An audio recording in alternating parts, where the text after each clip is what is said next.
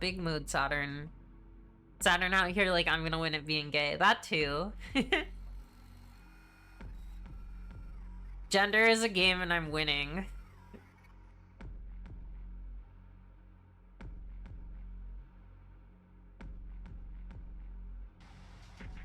Don't worry. There's nothing you can make me regret.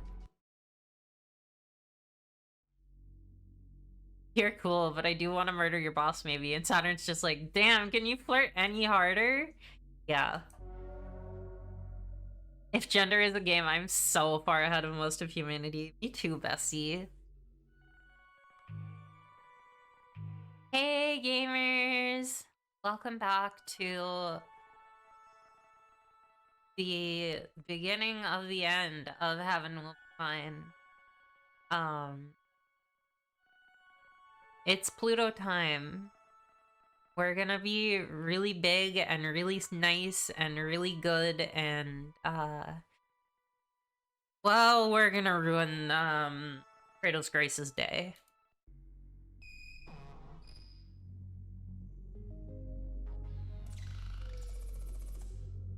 Intangible distance out of ourselves, communication with what is not, the unknown, the perception of impossible things, and every distance in between.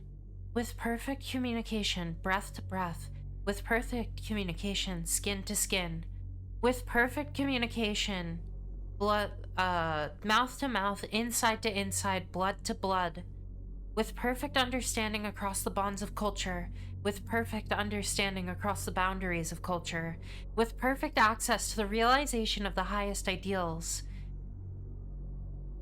with perfect access to the acceptance of the deepest depths.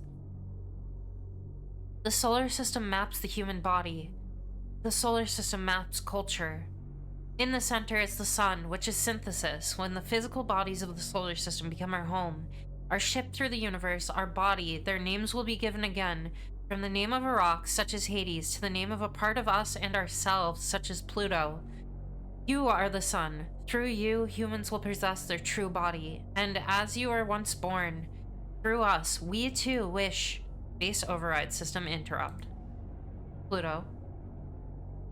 Wow, I'm glad Pluto is big and nice and good and has no flaws. There's nothing wrong with her at all. She certainly has no trauma. Hi, Doctor. I lost you for a moment there. Are you okay?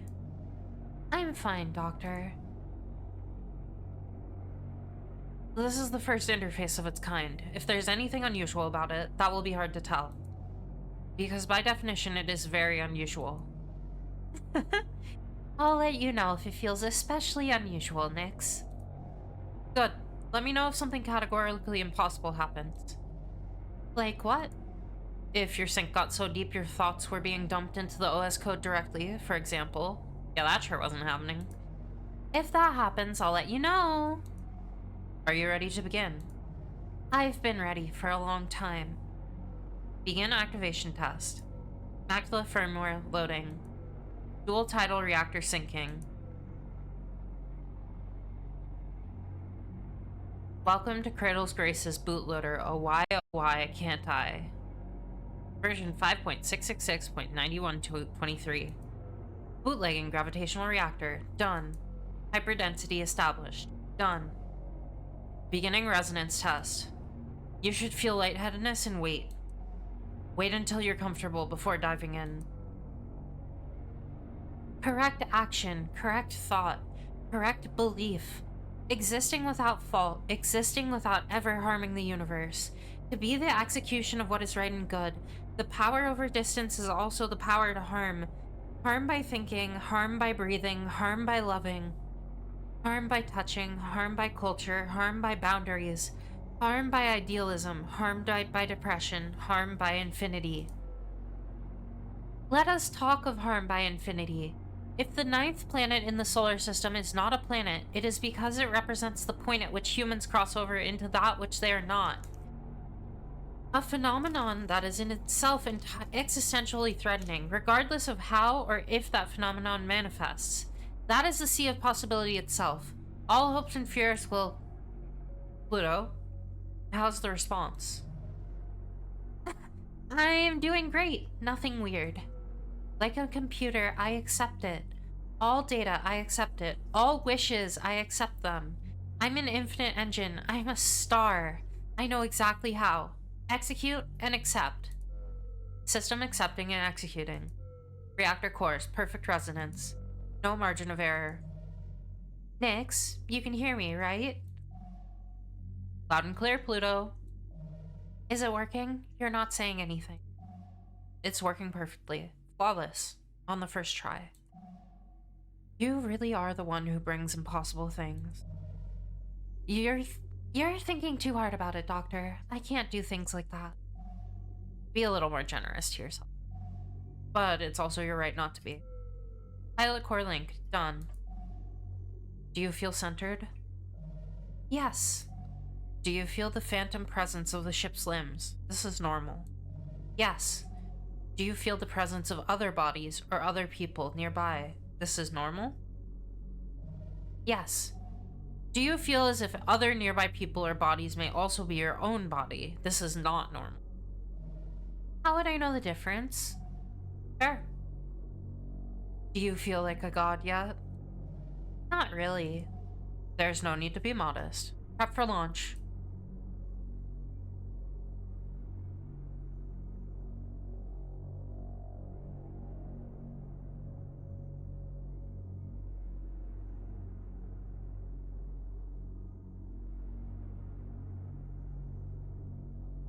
It hasn't been that long since we all started fighting, but everything really did go just how I imagined it.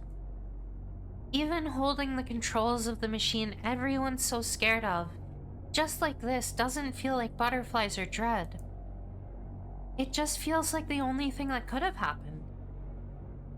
We're gonna get Mars pouts again! Yeah. So many pouts. Everyone's pouting. Cradle's Grace is great at pouting. You know how hard they work because they were so scared you wouldn't be finished before the end? I never doubted it. I'm not so special they couldn't make something scary enough for me to be its pilot.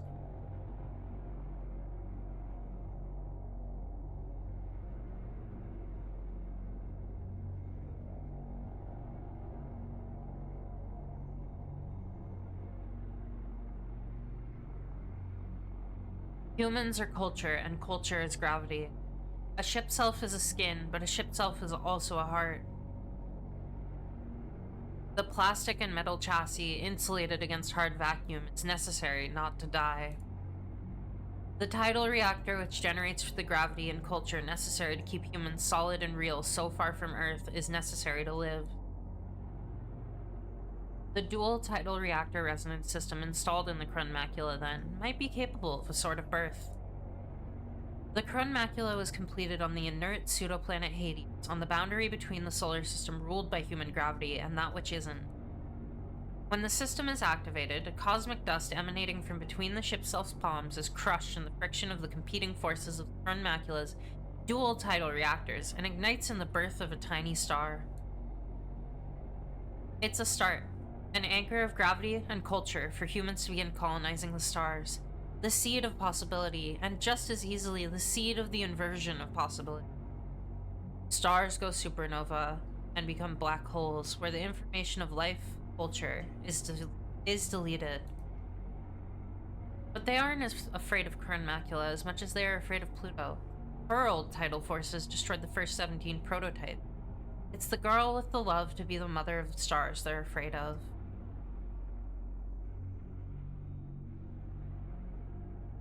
Don't build me up like that. I'm not that special. But I am that scary. I'm used to it. The only thing I can't get over is just how unfair it all feels. Knowing how bad this could get, how wrong it could go, and it's still happening anyway. The Krun macula is bigger than other ship selves in terms of its objective gravitational compression on space-time. Yeah, I am feeling everything at once. But I'm feeling big too. Feeling so big. Ah, I could feel it. Far and away. The sword of the real Mare Crisium come to cut our dreams down.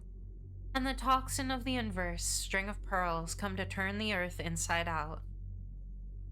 They're incredible girls, I can tell, but now Cradle's Graces has the power to fight back and keep space our home forever. I know I'm meant to do this. I've been trained my whole life to be the one in the million who can pilot this. I know I want to do this. Space is the only place where everyone can be happy, even if almost no one believes it. I can keep it safe. I know what I need to do. I know what I need to do. Know what I need to do. Now I just have to do it. There's nothing compared to what it took to learn how. My body, my mind, my soul, they're all in order. I just have to do it. Year 1493 of the perfect millennium.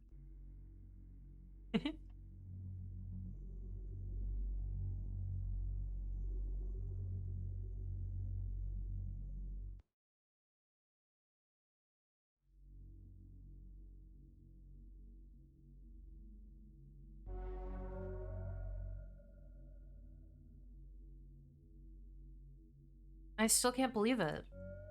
Felt that from here. Yeah? Yeah? What was it like? It was incredible. For a moment, I felt like I was right next to you. It was even stronger than all the times you tested the prototypes. Stronger than the one time they let you fight before. It's amazing. Training so long, I never knew how different it would feel to have my own, perfectly suited just for me ship self. I'm gonna be extra mad at all of you for how long you left me behind. Is it really safe, though?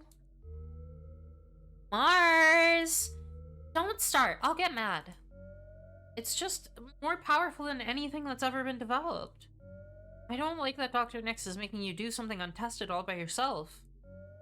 No one person should have to do all the things that your unit's expected to do. But I'm strong enough to do it, right? Powerful enough to stop Earth from taking us back? Strong enough to stop celestial mechanics from bringing the existential threat back? I can do it, right? I mean, of course you can. No one else could, but that doesn't mean you should do it alone. I'm not alone. I've got you. And everyone else. We're all together. That's what we want, isn't it? I'm not locked up in a lab anymore. Aren't you happy for me? I'm happy for you. Really, really happy for me? I'm super happy for you. I really am. Are you scared of me now? Oh, wait, never. You're not something to be afraid of. Aw, but that's wrong. You should be scared. I'm incredible. Subject, unacceptable. Just in time for Mars being bullied. Welcome to the Bully Mars Show. Author, Executive Director, Dr. Nix. The funding is being cut again. They aren't getting the results they want. I think it's indulgent. I don't care about how the kids... It warms their hearts to see them grow unimpeded by the gravity of Earth, but also it disturbs them. They love our beautiful, free, glittering children, but talk about bringing Earth's children here. They look away. The children of space are not bound by the same laws of gravity and do as they like with their bodies and souls. You've insisted that they can endure the gravitational forces of Earth, but have you considered that their tidal forces do not wish to accommodate them? They will be smoothed back again or broken, at the very least. They will never stop trying to destroy them. We have created magnificent, delicate creatures, and Earth wants them back for what? To crush them again under their own tidal forces? What is this? Love story. I don't know who I'm sending this to, but I think about you all the time. In the back of my mind. I know a lot about you. Does that mean you know about me too? Or are you just glowing brightly in the way that I don't understand? Is anyone else seeing this? Do you get messages like this all the time? Are you aware of how much you lose in the heart of someone you haven't met? What am I expecting? I don't even know. This is really awkward. Sorry for doing this. It must really be hard. No, I can't really do that. This is delusional of me. I'm going to make it stop because if I don't, I'm going to come to hate you. Because I'm already so frustrated I'm nothing like you. I need to understand why I tear myself apart thinking of you. I'm going to send this. I don't know how to send this. I hope you never read it. It's so good how much fire Nyx has for, like, anyone who will threaten the kids. Absolutely. Though, it's amazing. Like, she gets called the mom for a reason.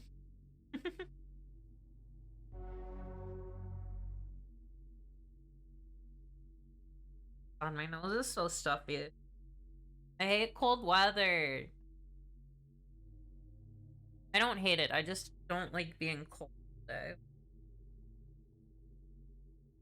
I'm sure I will make tea sometime tonight, but until then, you got really nasal.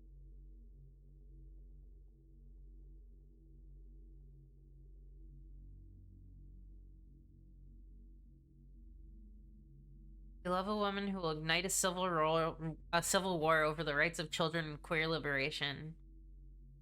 Need more of that, honestly.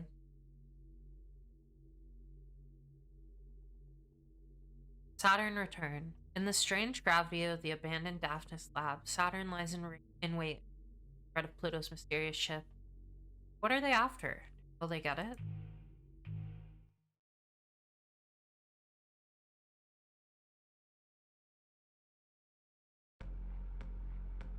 Pluto, why are you suiting up?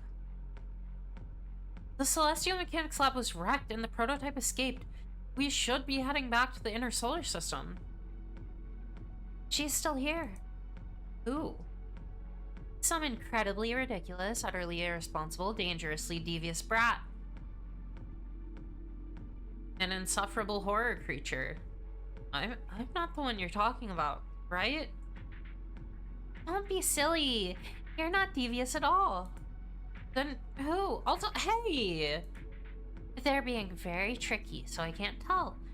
But I have rough coordinates. They slip between the cracks of the universe, play fast and loose with the laws of physics. Staying hidden and out of sight, but being really smug about it. I think they're showing off. So it couldn't be anyone but the pilot of Celestial Mechanics prototype, right? What? Why? That's stupid. What sort of pilot would be that irresponsible with a prototype? Hey, Mars. When you were in the academy, how many prototype units did you wreck? Let's don't talk about that now. I'm just teasing, Mars. You're much better behaved now. If the intel is true, their prototype is really powerful, even against you. I know. I might not be able to stop her. Oops. This location is the experimental lab. It was shut down right before Earth canceled the space program. I don't like this place, Pluto. It's like they shut down Daphnis lab and converted it into the perfect site for an ambush. Really? Too much for me? Well, it's stronger than the fleet I destroyed? I mean, not saying you're not strong enough, but a stealth mission against a secret weapon is different. No one knows what Celestial Mechanics is planning, but it's always awful. It's definitely a trap. This mission to the outer planets is only to destroy Celestial Mechanics labs and prevent Memorial Foundation from recovering the prototype. I might not be able to stop her. Subtext, can she stop me? Mars, if you're trying to protect me, I'll get mad. But let me have the tiniest bit of fun. Blue pout! One! I'll be fine. After all, I have a lot of experience correcting unruly shell-offs who act out for attention. Daphnis, the tiny shepherd moon, so small it barely earns the name, tumbles through the color gap, ruffling the rings of the planet in orbit. It houses the last official laboratory of Earth's decommissioned space program, training ground of failures like Saturn. And special girls like Pluto. It's cute when girls pout. It's true. As a girl who pouts all the time, I'm very cute. Saturn remembers it feeling cramped, anxious, and scary. No, wait, Pluto remembers it that way.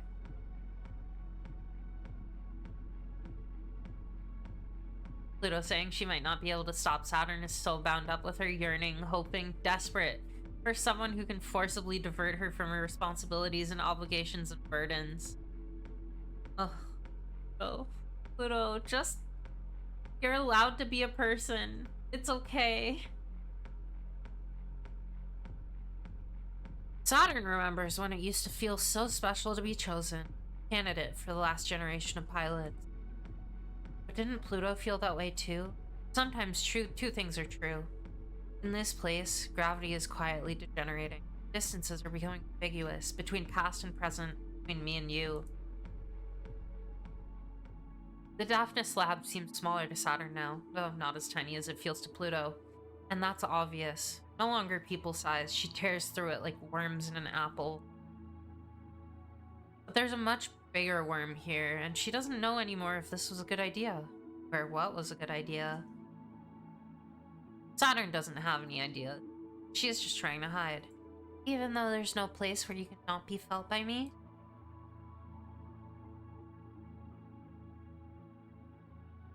I know, it's extremely exciting. Stop making me so nervous. Supermassive, small enough to hide in this complex, but with a dual reactor denser than the entire moon pressed into the head of a pin. An hour ago when Saturn felt the gravitational pull of something so big and so close and so powerful the interior of a cockpit creaked with the pressure, and her head, heart, and eyes welled up with tears. Something that couldn't be anything other than Pluto. I love Saturn complaining at String of Pearls here. Yeah, she's still getting used to her. Cool, she must be pretty big, huh? Why is she so hard to find? Saturn had no idea. Why do I have the feeling someone's laughing at me? No one is laughing at Saturn. The lab's been abandoned for years. But Pluto, wherever she is, giggle. Not in a mean way. She really does think it's cute. I haven't thought about Pluto. Oh man, it would be really funny if she was in that monster. Well, now someone is laughing at Saturn. Hey! Now I know someone's here. I can feel you listening. Saturn feeling their narration, saying Saturn has no idea, and immediately going, she's angry. She's greedy is what she is. She's so greedy. I can feel you listening, but I can hear you too. And I can catch you. You're not the only one who can fuck with the narrative. Narrow escape.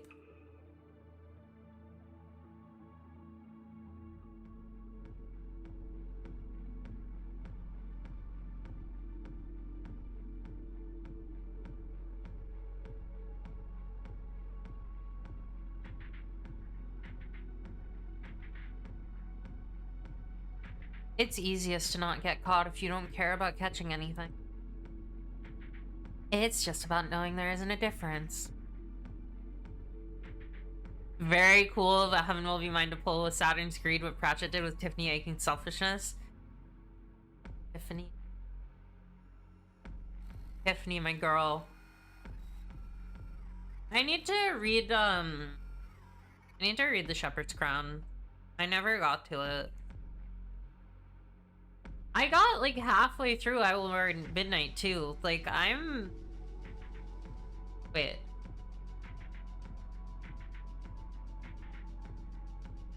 I Shall Wear Midnight's the 4th book, right? Not the 2nd? God, I need to read The Shepherd's Crown. I have normal thoughts about Tiffany taking over Granny Weatherwax's bees.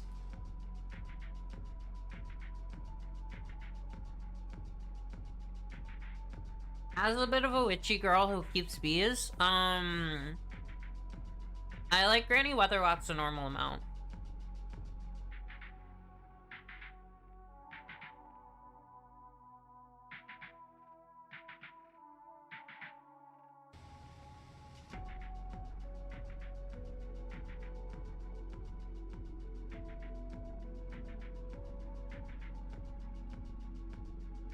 So the physical books I have are, I have the fifth elephant. I have, okay, cool. I was right about the order. Good. I have the fifth elephant, I have small gods, and I have, the Rincewind one. I have, interesting times.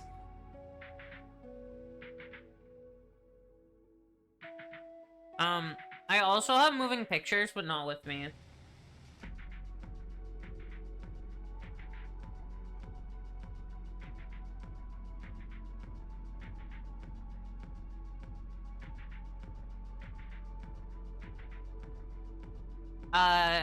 Boy do I love the fifth elephant. I wonder why. One of the most trans books that he wrote.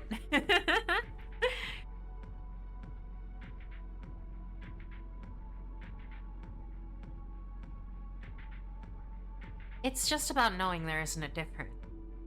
And focusing deep. And focusing deeper. The real celestial mechanics, the intersections of bodies and space via the forces of gravity. The weight of mass and culture. Explained by the story behind them. That's just science. With your own gravity, reach out and pull. Good girl! You know just what to do. Do you like what you've caught? Front macula towers over Saturn. Pluto's ship is so big it barely fits in the lab complex, but it's only a speck compared to how big it feels. Massive enough to warp local space-time, humming and vibrating with nebula dust, and absolutely effortlessly gentle.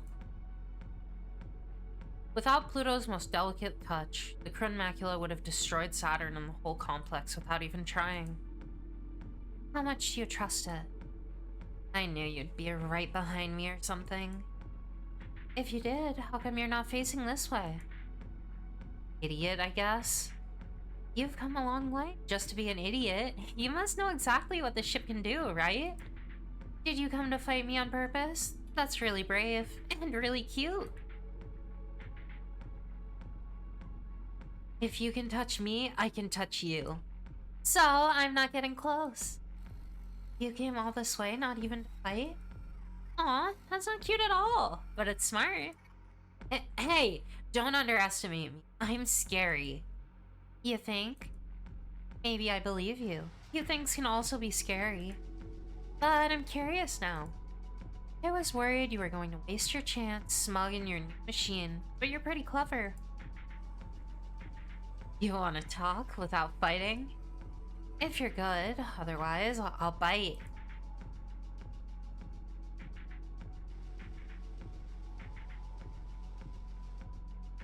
So, what did you want to talk about? As Cradle's Grace's glittering psychic death machine, you definitely have more important things than to go out of your way to bully me for no reason, right? Oh, that's right. That man and that fleet are escaping, aren't they? Hope you don't mind falling for this trap. Saturn sitting in String of Pearls, desperately trying not to lose her cool and say, yes, please, to being bidden. God, me. I want to talk about how much I like being bidden. Trap, you, silly. I know you're more important than that. More than catching up to the rest of Celestial Mechanics' fleets. I knew this would be fun. You knew it too. I am absolutely delighted about you doing that, just to be clear, so you don't have to read my mind to roast me about it. I can't read minds. You know that's not how it works. Also, I don't need to know that. But I did want to know the biggest overachiever of my juniors turned... I wanted to know how the biggest overachiever of my juniors turned into such a bad girl. If you really remembered me, you'd remember I wasn't ever good. I do remember you. Even if you're not that good at being bad. Do you know what you're doing? With that machine that's so dangerous, we don't even want to find out what it does? Oh god, voices today are hard.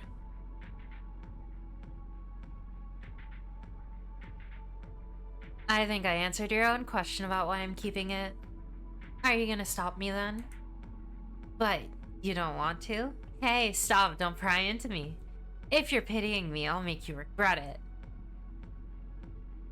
Not all of us come out perfect like you. Some of us get thrown out before they even see any use at all. I won't pity you. I really would have torn this machine apart. But now that I'm here, gifted little mutant, I can't bear to. Because some of us just haven't been thrown out yet. Lab-grown girls like us should stick together. I might still make you regret it. Winning isn't my most important task. It's not yours either. Are you sure about that?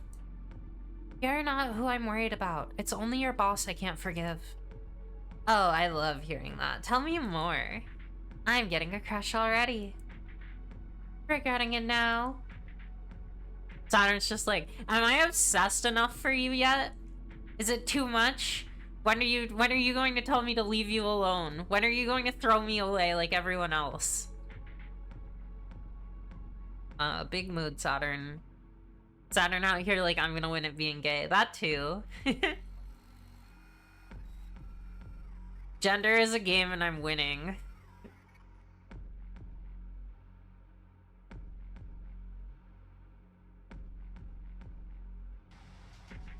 Don't worry. There's nothing you can make me regret. You're cool, but I do want to murder your boss maybe. And Saturn's just like, damn, can you flirt any harder? Yeah. If gender is a game, I'm so far ahead of most of humanity. Me too, Bessie. I wish you didn't have to do that. But I love chatting with you. Especially about your latest sordid affairs. Well, thanks. Wait, that's not what I meant. And sordid? Dramatic, tempestuous, explosive? No. Problematic? No! Tumultuous? That's sexier. But still bad. I mean, how would you describe them? Not like that. Intense or something? The last one was really good until the end. Should I be more generous? Well, it'd be nice. But you're not very good at relationships. Tell me. It's kind of cute. You love people so much you forget about them completely.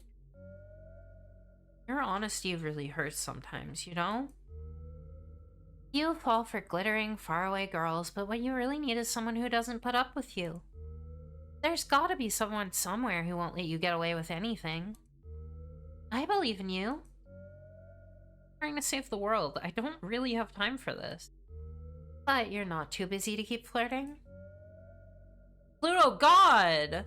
Sorry, baby. No mercy for you. Ugh. It's out of love. One day you're going to be as good as treating girls as you are piloting. Don't twist the knife. Sorry. It's fine. I know I'm not great at it.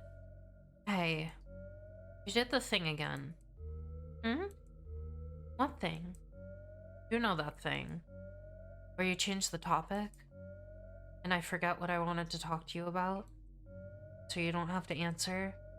Except I have a chat log and I can scroll back and see. It's sweet you wish I didn't have to fight. See, you do remember. You remember better than I do.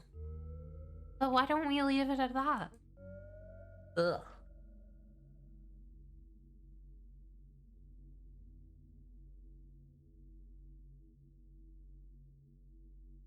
This is what happens when I don't do vocal warm-ups before I stream.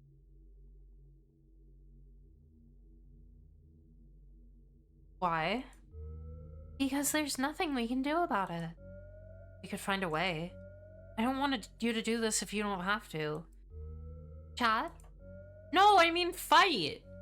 Ugh, you just did it again. I love Pluto.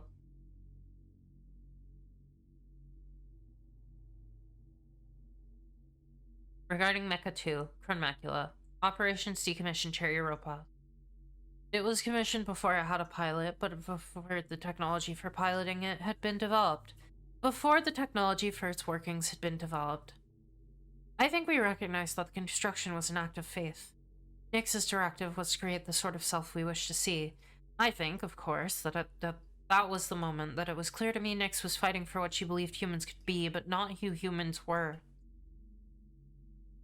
I think at the time I didn't understand the difference, or what Nyx might not consider important because of her tendency to think this way. Many of the functions of the Krone Macula had not been invented yet. Pluto being a little toxic with Mars because it's easier than actually addressing her trauma and plunging the entirety of Cradle's Graces into despair.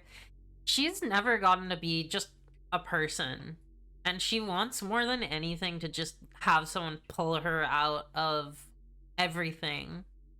Just let her be someone. Saturn wants to be a toy. Pluto wants to be human, and knows that she can't be human, so she has to create her own definition of human to be. She wants to be a fucked up little mess.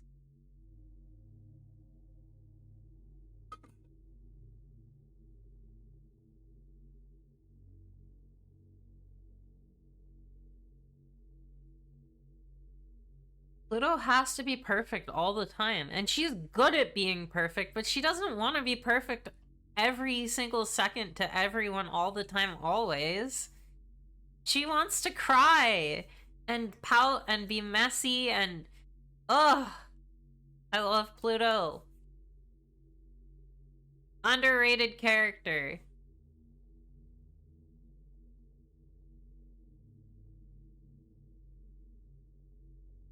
Any of the functions of Macula have not been invented yet.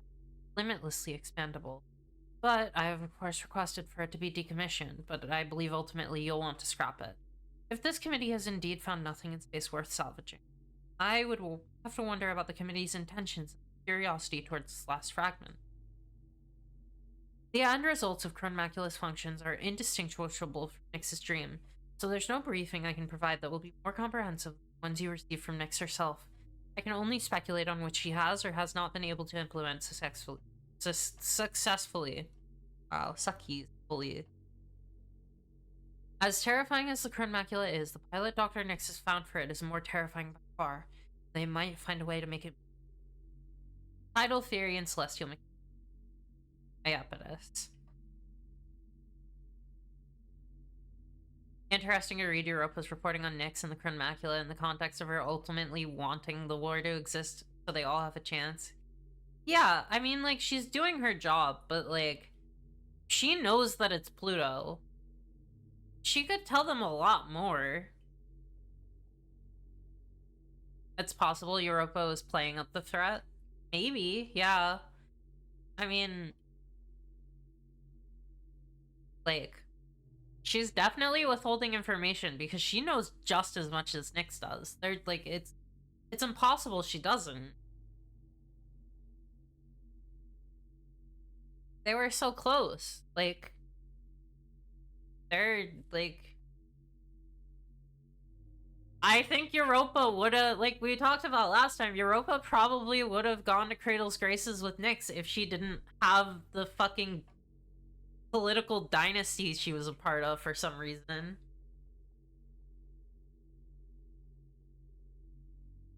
Aging blanket. Let us begin with imagining an inert theoretical mass of matter, equivalent physically in all ways to the third body in this solar system, a theoretical planet Terra, absent of human culture. How would we model the physical properties of such a planet, where Jungian Newtonian models do not apply? Hi, Joan! The soft science of celestial mechanics is not purely a thought exercise, but an inquiry into what, if any, default physical properties would exist in the universe without the influence of culture. Because of its potential application in space colonization, for its use in modeling the physics of foreign celestial bodies, and the utility of the concept Terra in the philosophical hard sciences, or more precisely defining Earth as the lands of human dominion rather than a specific physical body, celestial mechanics has been integrated as a branch of contemporary metacultural general relativity. What would it be like to imagine a world in which humans have one-to-one dominion over real phenomena? In such a world, we might think of gravity and since the agency of humans over each other, mentally, spiritually, and culturally, would not be the same as physically. The conversion of matter into energy and energy into culture, and culture back to matter again is complicated by distortions caused by culture's ability to arbitrarily set conversion parameters. This is caused not because of power of human gravity, but actually by its weaknesses and incompleteness. In a theoretical universe in which humanity has full dominion over the physical universe, the influence of culture would be one-to-one constant. The physical universe would abide by inflexible fundamental laws. In such a world, we would have to separate fields of study that involve metaphors from ones that describe worldly phenomena, because our world would be objectively determined.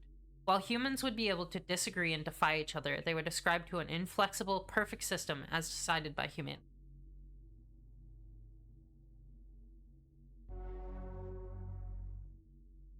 Capitus.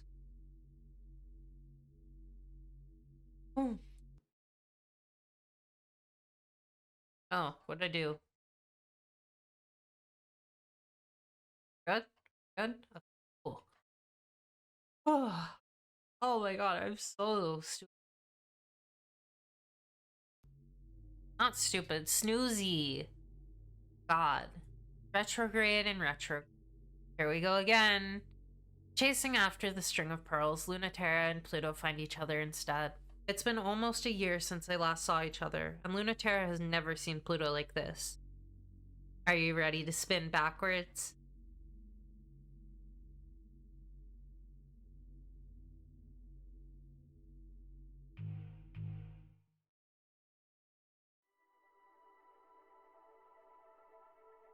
Mars, are you okay? Look, you look like someone punched you in the face. What happened? Someone punched me in the face. It's been so long since you got in a fight with the flight crew. It feels a little nostalgic.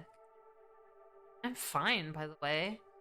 People who start fights don't get sympathy. Absolute beautiful 10 out of 10 characterization for Mars. Correct. They started it when they wouldn't let me fly. And who threw the first punch? That part doesn't matter. If they don't let me go, then you'll have to fight that traitor all by yourself. Shit.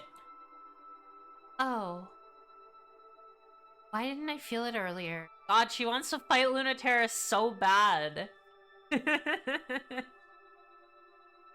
Doesn't she always lose? Mars is like if Calliope was a bottom.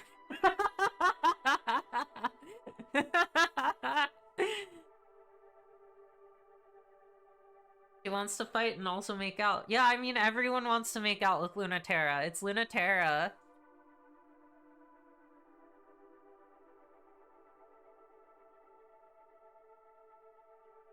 Lunaterra is like if, Legoshi from Beastars was a trans woman.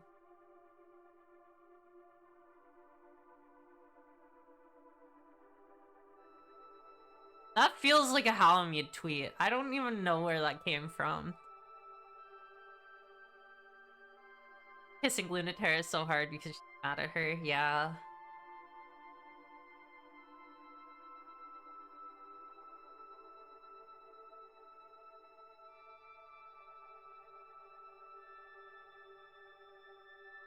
Why didn't it feel it early?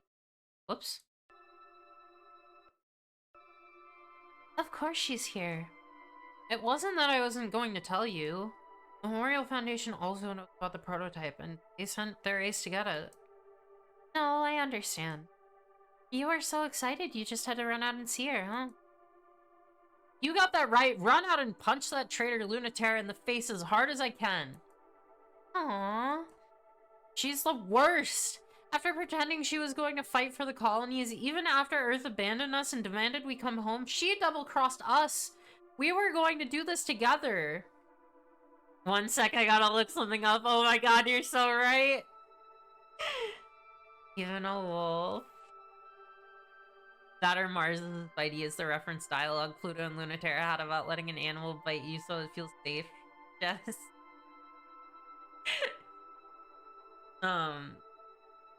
I like Beastars a lot. It's so fucking weird, though.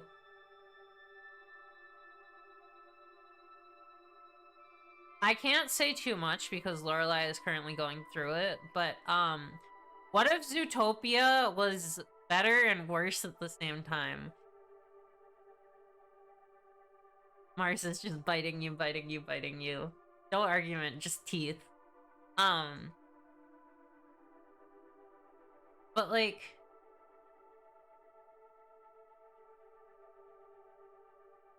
what if... Oh, no, okay, wait, I can make an even more esoteric reference. Beastars as if, Zootopia was Yakuza. But instead of you playing as Kiryu, you play as, some high schooler in... in his school's theater club. And also, you're still a member of the Yakuza. Except not really, because there's actual Yakuza and it gets complicated. He did... It is as interested in talking about, like, crime as it is in talking about the nature of humanity. And intersections of those. And also what it means to be a person and what it means to be a dangerous person. And also, it's fucking weird.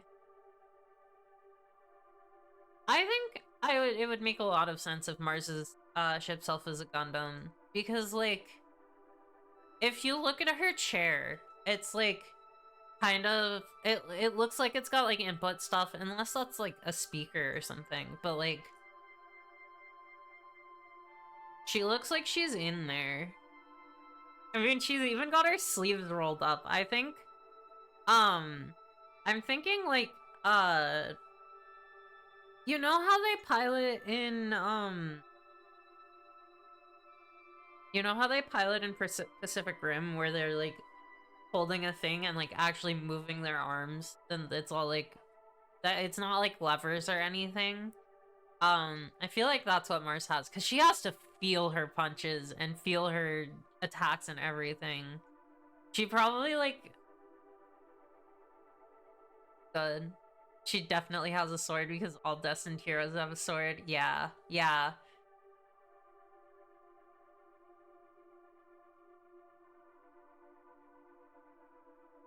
It does fit her. Like, Mars is a very physical person. I think she wants to be a person.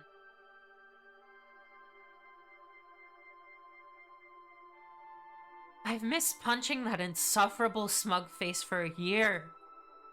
It's finally time to show her that we're not going to forgive her for betraying us at the worst moment, leaving us alone, barely able to keep fighting as Cradle's Graces. But it's not like we ever needed her, and... I know. I miss her too. Imagine piloting a mech. Imagine piloting a mech that's physical on a primal level that the pilot feels. Oh yeah, is that... that's Legion? Oh, okay. Did we say how Calliope pilots? Okay. We did.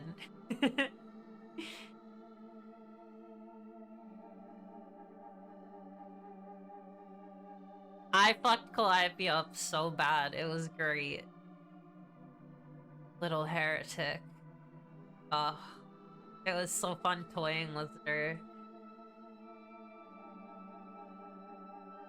Not like we ever needed her, but I still wanted her here. You not listening to me?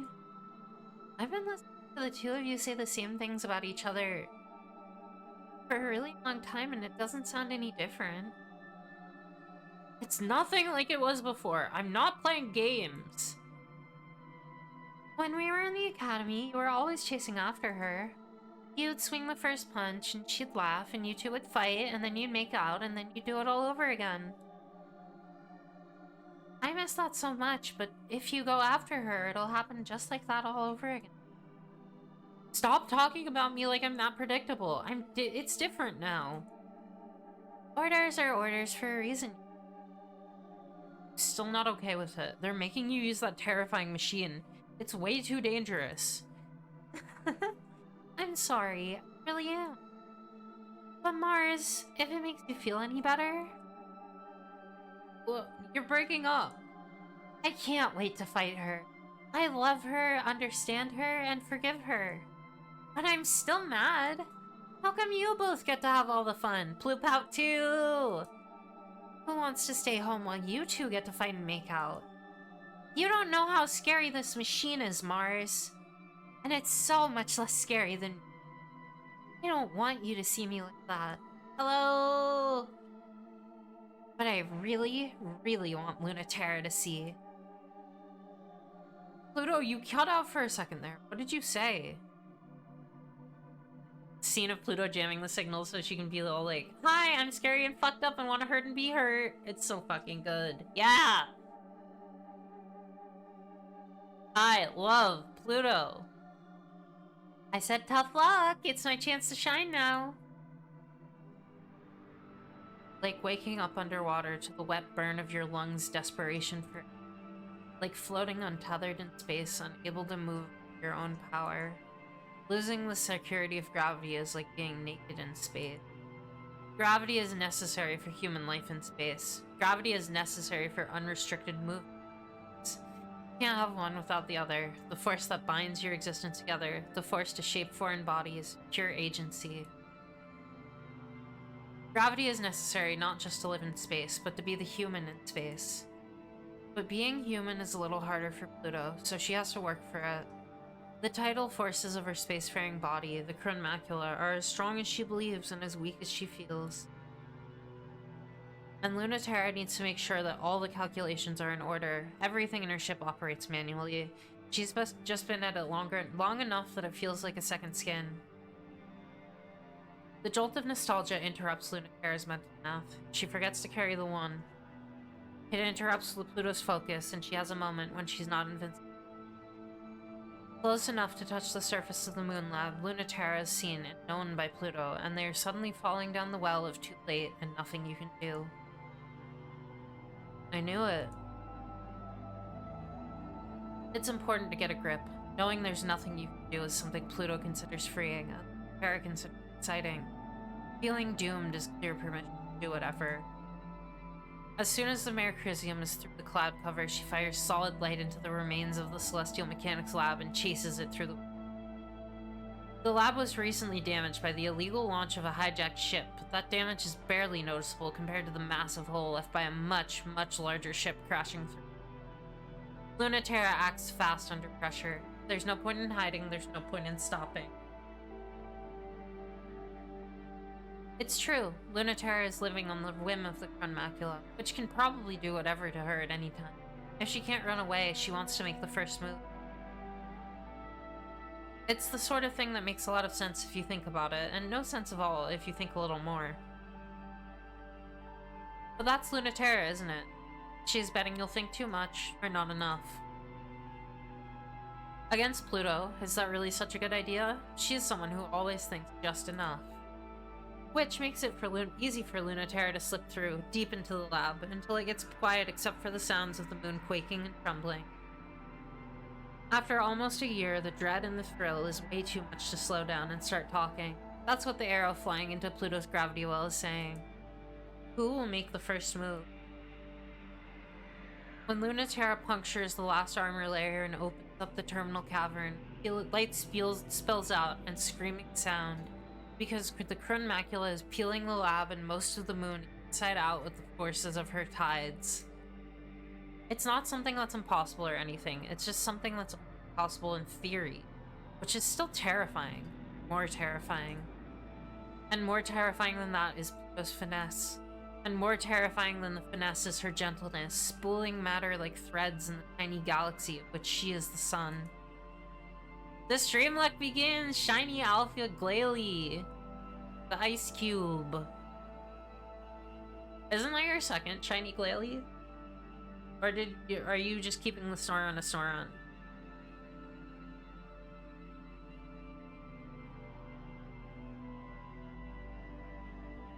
Her power is very kind, but it's also a little perverse. What meaning does mercy have from something that can core out a moon? Your image of Mars ship self is colored by so you want to date Lunaterra, a warning. Super bulky, plasma sword, lava-like blood, classic shoulder pod missile. I like this.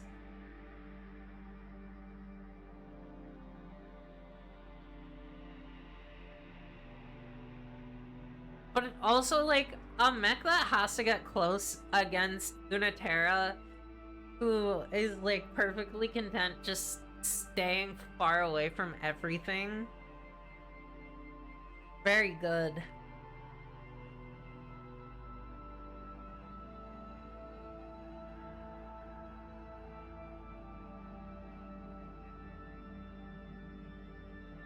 I'm stiff.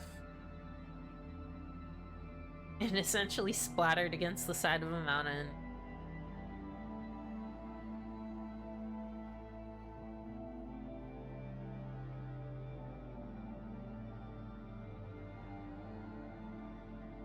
Macula's developers compared it to a black hole. They wanted a machine so powerful and absolute, light couldn't escape it. Lunaterra understands now that was wrong. She's a star, gushing and twinkling with matter and light. Who wouldn't be swept up in them? The Mercurium is so small. Pluto has never seen it from a perspective like Macula's before. She never imagined it would look so fragile from here, like a toy version of the fierce fighter she remembered. Pluto's sense of scale is true. Lunaterra feels just like a plastic toy, too. Come on, say something. It's making me sad. It does fit you. So much more than I ever thought. Is it hard to look away? Being able to render you speechless is the power I've always dreamed of. What do you think? I know just a look won't change your mind, but I want you to tell me. Like Marzal style and Flash and being cool and heroic and shining and then inevitably whammed into the mountainside? Yeah. Tell you what. That I regret betraying you? I told you then that I always would. No, no! I won't let you do that, lunatic. Did you really think I'd be mad?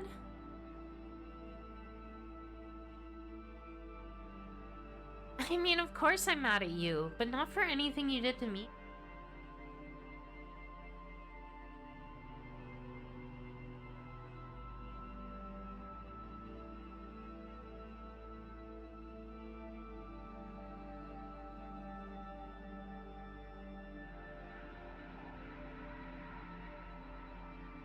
I wouldn't ever be mad at you for not having enough faith in me. To see through Cradle's Grace's dream for a new home for humans in space? She could fly off now, leave Mars to pull herself together. She doesn't. Me and Mercurium crouches on Olympia Mons like a lanky, wingless gargoyle, grinding her face into the red Martian soil. Hey, she says, be good. Oh my god. I'm just mad at you for not having enough faith in yourself to see it through. I'm leaving all the work to me. Oops, I guess that is why I'm a little upset with you. Not mad, you know. Just disappointed. I can't believe I'm still the one scolding you like a kid. I'm trying to be the grown-up, you know? I did the responsible thing. I took the realistic option. I'm here to play the part of the boring adult, the grown-up villain. Oh, that's right. I remembered why I'm actually mad at you. You better not go down quietly. You better really believe what you just said. I'll forgive you if you left us for something stupid, but I'll never forgive you if you left us for something you don't believe in. The whole exchange is so good. I'm not mad to— Oops, actually I am fucking mad because I forgot what talking to you is like. And you'd better not believe in it, because I also won't forgive you for fighting for a future that cruel. That doesn't leave me a lot of option. I don't think I can fight against that. Don't you dare! I won't forgive that either. Were you hoping, maybe, that it wouldn't be like this? That I wouldn't have to fight? Change you. In ways that you don't understand. Hey, I could never be mad at you. I love you. Right, your shitty politics. Fuck, I forgot. I've seen you fight so many times. I saw when you got that scar and your poor ship got her wound. Has anyone else seen that side of you as much as me? I don't think so. Not even Europa. But it's different when you're on the other side. You think I really don't know? Because I've never stared down the barrel of your rifle or felt that knife nick my ship? It's a different kind of knowing. Teach me then. Or I'll teach you. Pluto learns a lesson.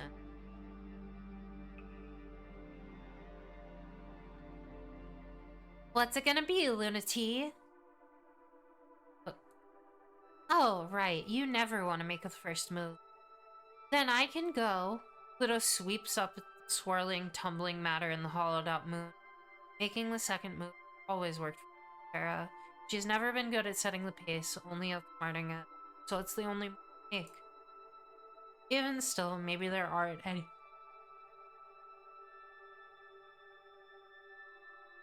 Maybe there aren't any winning moves. Lunaterra has to be ready for that possibility. The Krun Macula is a very impossible sort of machine. Almost as impossible as Pluto. Krun Macula can grind space-time to a crawl with its tidal forces. Krun Macula can pull ambient matter into a whirl with enough friction for combustion to give birth to a star. Emotionally, and almost as much physically. A tiny sun is born, but Lunaterra has just gotten out of the way. Lunaterra isn't expecting it. Suddenly a hail of bullets in her skull. Pluto doesn't mind the onslaught. Oh god.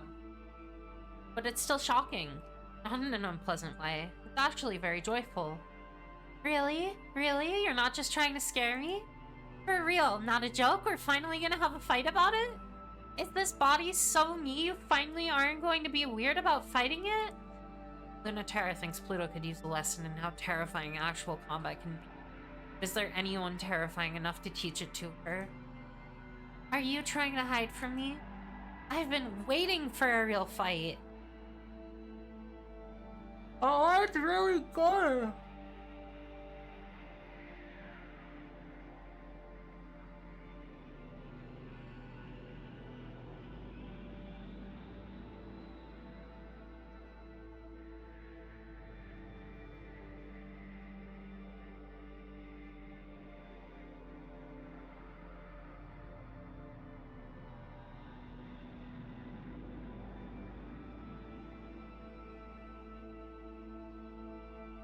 I'm tired of you telling me you think I'm right. If you really thought that, you'd be here on my side. So prove me I'm wrong already. Or admit defeat. Bullets through her arm and chest and pretty much everywhere, but that's not a problem. Tear the bullets, even if they're light, redirect them with gravity, pull them into a cosmic whirl. They will never even reach her. They will always be approaching, never meeting. They will be an infinite whirl. And that whirl will become a star, washing the Mercurium in heat and light and radiation. Ah, that's more like it. Not fast enough, Pluto. And then she runs Pluto through. It's not enough, but it hurts. It's serious. The brittle spear is a cold and rational metal that repels cosmic concepts. Thank God. Beginning to worry you didn't care about anything. So here. The star supernovas. Krun Macula holds the star, and Krun Macula is the star. Lunaterra almost doesn't get out of it. Her engine overheats, the electromagnetic current shorts her sensors, and her chassis is fried. But she can move more than Pluto can, at least for long enough to get away.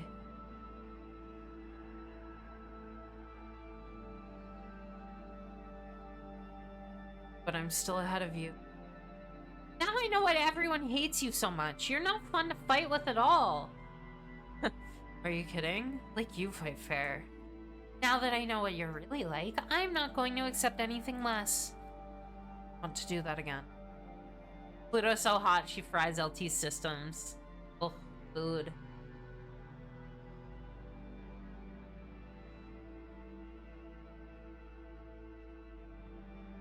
Well, ugh. Well, too bad. Whose fault is that?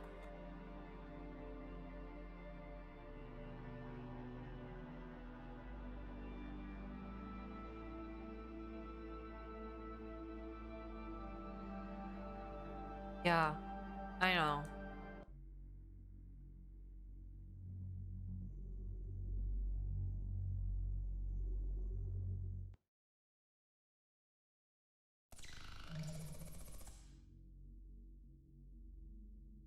All missions on Cronus orbit complete. Maiden flight and testing of Cron Macula is done. Report received. Awaiting directive. I am heading back to Ares. It's the home of Cradle's Graces, after all. We have to finish up the last touches of Cron Macula and prepare for the last battle on Earth's moon. Celestial mechanics will regroup and refuel there, and maybe we can nip them in the bud.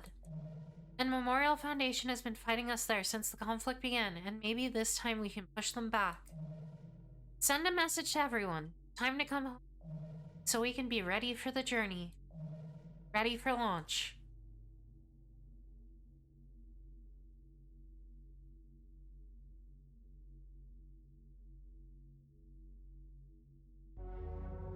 Are you scared? Yeah. Yeah, but I'm excited too. I'm looking forward to what could be. Hey, Pluto? How can you be sure? Sure? About what? Sure about anything. Everything is so frustrating, it's doomed. No matter how hard I fight, it stays that way. Uh-oh. So how can you be sure it's not going to be that way someday? Uh-oh.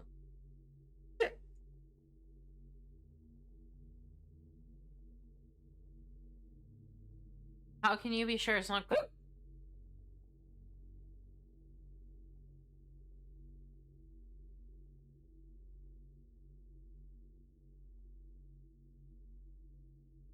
How can you be sure it's not going to be that way someday? You're the person I want to ask that. Because you fight every day like you're not thinking about those things. What's that supposed to mean? I've got to fight. That's what we have to. Of course I still think about those, even when I'm fighting. Sorry, Mars, of course you do. Everyone has doubts like that. Even me then, right? Doesn't feel like you do. I mean, it seemed like everything's... But you just have to do what you have to without even worrying about whether it's right or wrong, or if it'll come to anything or not. You're a genius, you know. You're smarter than me. That's not true. I just have to stop thinking of if I want to just do whatever it needs doing. I put myself on pause, don't you? Maybe that's why I'm still so scared.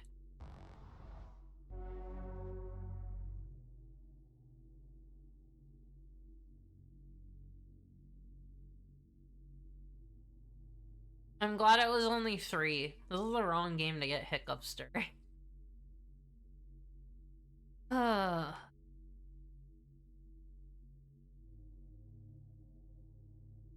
Okay, so the very first thing you need to know about pilot interface is that it's the most important part of piloting.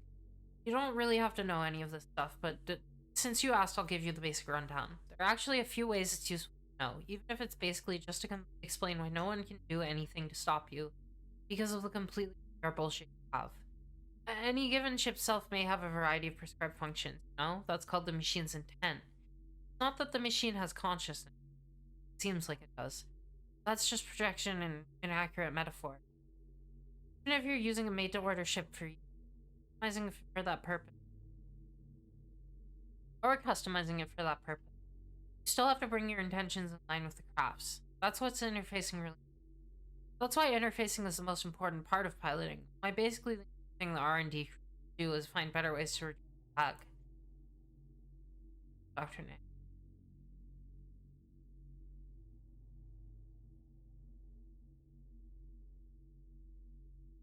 The fearful power of it is evident, so much so that I hesitate to even criticize it. It is the nature of tyrant theory that it is fed by all things, including attempts to dismantle it. It can simply assimilate those theories and absolve itself of potential guilt and rhetorical weakness by assuming new forms. It has no inherent premise that is not fungible, but the impulse to make all else part of it. Far from expanding to incorporate diverse and contradictory ideas far into itself, theory would remove alternate quantum states until finding a solution to incorporate perfectly in line with the unified culture. This is a necessary and inherent step because in order to prevent any given feature of such a theoretical culture to be subject to the gravitational the gravitational pull of the culture must be so great that no information about it can escape. As the theory accumulates culture mass energy conversion, its gravity would steadily begin to grow, and its energy will begin to continuously collapse into a single coordinate, and no distinguishing information will be able to escape. The interplay of variant states is necessary for culture to create and change. Unified field culture would be unable to do so. It would only be able to assimilate and devour. Problems of the theory would not redefine hierarchy, but enshrine it forever. Far from a compassionate future for humanity, it would necessitate the complete removal of violence. All humanity and all existence would revolve around a singularity of the unified field culture. The tyrant theory, a white void, a single pure thought at the center of the.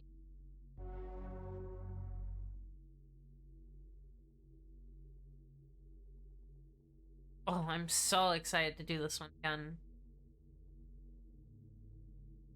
Fuck. Wow.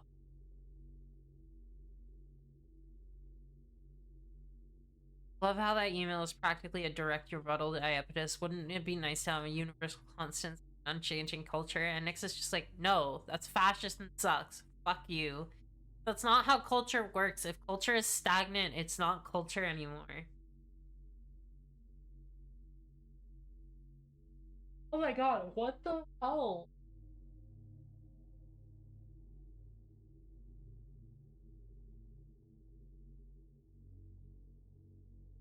This girl can fit so much EP in her. Oh my god.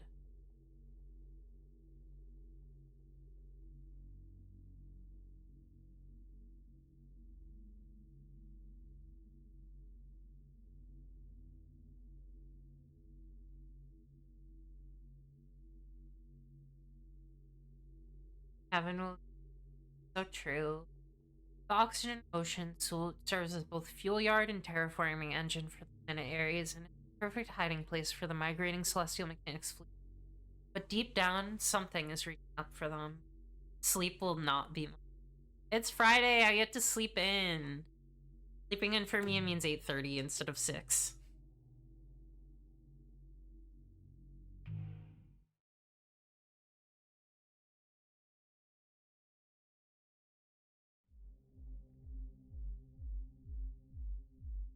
Is she operational?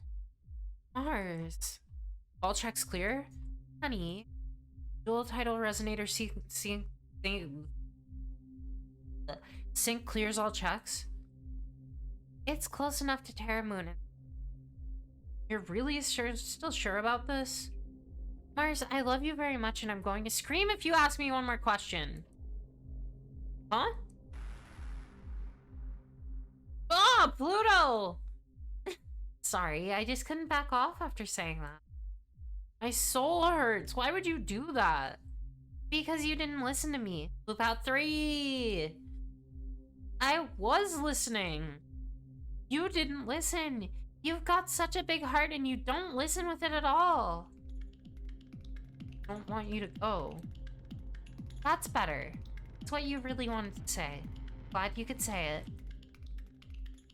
But you're not going to listen to it. Nope. You could at least after you just said, not at all. Don't sulk. This was always the plan. We have to show everyone what this weapon can actually do. This is just a taste, but no one's going to respect what we do on the moon if we can't grab their attention first. Destroying the whole Celestial Mechanics fleet while they're docked at the Oxygen Ocean is going to get some attention. Pat Pat Marzal, I don't want you to go is so cute. Yeah. Ugh.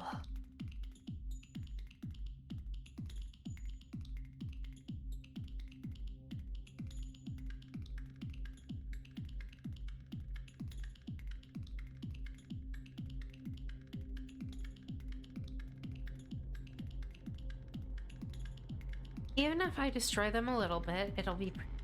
So, it's a job that's impossible to mess up.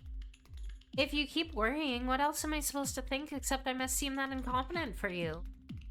And just... I care, okay? I'm not mad, Mars. But let me lean on you while I do this. Instead of blocking my way. Share a secret. No. I've been so excited to replay this one again. It was so good the first time, and now I have context. The balance shifts because Pluto tugs and Saturn yield. The oxygen ocean is... everything about it destroys everything. You can enjoy a complete privacy under the burden of the oxygen steam, drink all the fuel and air you want, and no vessel can survive the temperature and pressure conditions below. You can float as long as you want. It's brittle and break. Organic compounds oxidize and Celestial Mechanics has covered their wayward pilot's machine in temporary armor layers to seal out the unknown interference of gravity and seeping oxygen. The additional temporary armor layers might not be necessary, but they also might.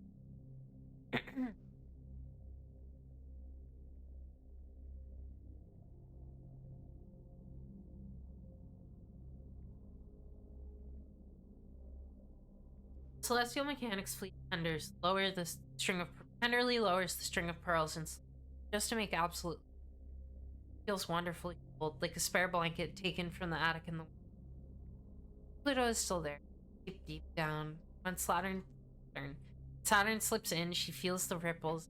They're in opposite ends of the same perfectly still pool. The feeling is wonderful. Saturn's surprised that's true.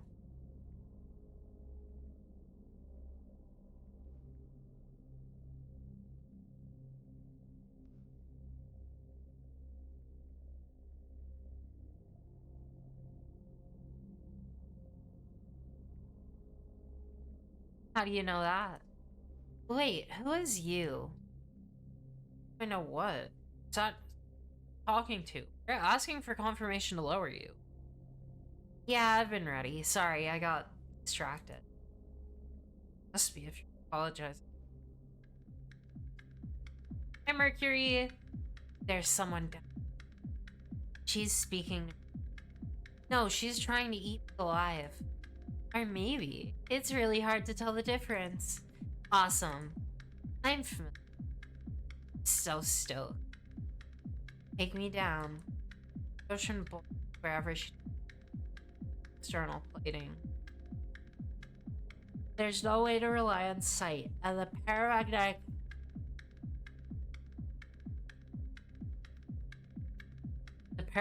influence is erratic for sensors to process. She can only feel her way for both. The cable to your left is extremely important. It's the only way we have of communicating and monitoring your situation. Uh-huh. So you'll need to be extremely careful. You listening? Yeah, but not to you. Shh. There's definitely someone. Lower me. Oh my god. I feel like I'm about to fall asleep any moment. It's reaching out. Saturn feels funny. Something's not quite right. Like something's watching her.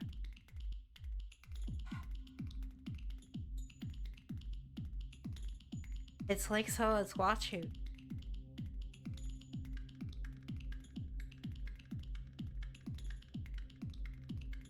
I'm sorry how EV I am. Oxygen Ocean parallels the Ava episode, making you wonder what sort of shenanigans would result from dropping Shinji into Heaven Will Be Mine, possibly with Asuka and Rei. If I was a boy and I got dropped into space, I would immediately become transgender. Okay, I think I need to go get something because this is not working. Shinji would be estrogenized post-haste. So true.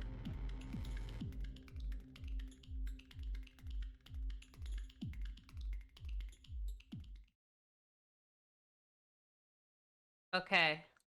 Ava spoiler time is over. I still haven't seen it yet. uh It'll happen soon. I promise. I promise me. Yeah, it'll happen. It'll happen. So I got up and I was like, do I want candy? No, we're kind of running low on like Kit Kats. And also I don't want to like start crashing because that's what happened. I had a bunch of Kit Kats before I came and then I started crashing. And I was like, no, I should probably drink something. And I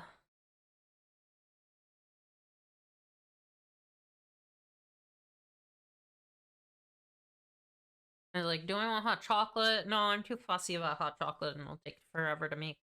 And I was like, maybe I'll make chai, and we're out of chai. Well, we're out of like bags of chai. I should make my own chai. I should try and do it. It'd be good. But so we didn't have any of that, and I was like, oh, I could get a soda. Then it's too cold for soda. I want something hot. And well, I remembered how fucking cold out it is. So, I've got the big guns. Yeah, the apple cinnamon tea kind of works at chai, but it's cold, which means it's finally time to break out the genmaicha. Which, if in case you don't know, is a mix of green tea and toasted rice. And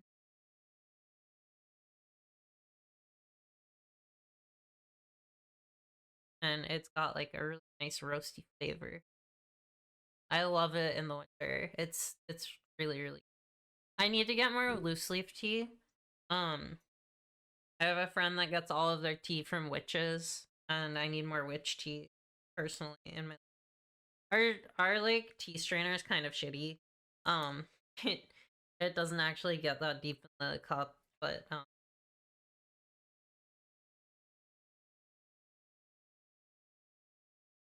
anyway, I'll let that steep and we can Saturn a little longer.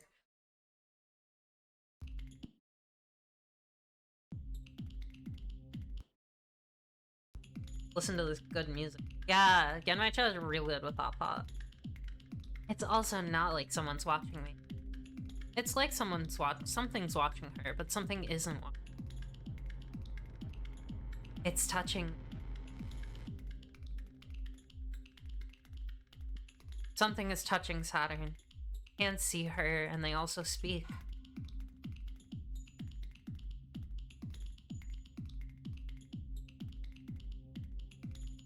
It's saying something. The ocean ripples with boredom. It's really boring down here. But what else is Pluto going? Some girls get stuck with the worst jobs. But I've got to do it. With nothing to do but send insinuation through the narration. So, are you coming or what?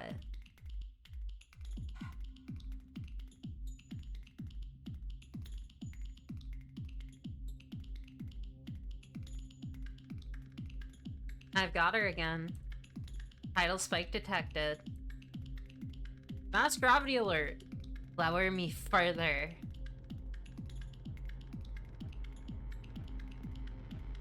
This is so interesting when you're playing as Pluto and picking this, because you don't know Mercury exists if you haven't played Saturn's route yet. And you're just like, who's this bunny? Who's this boy?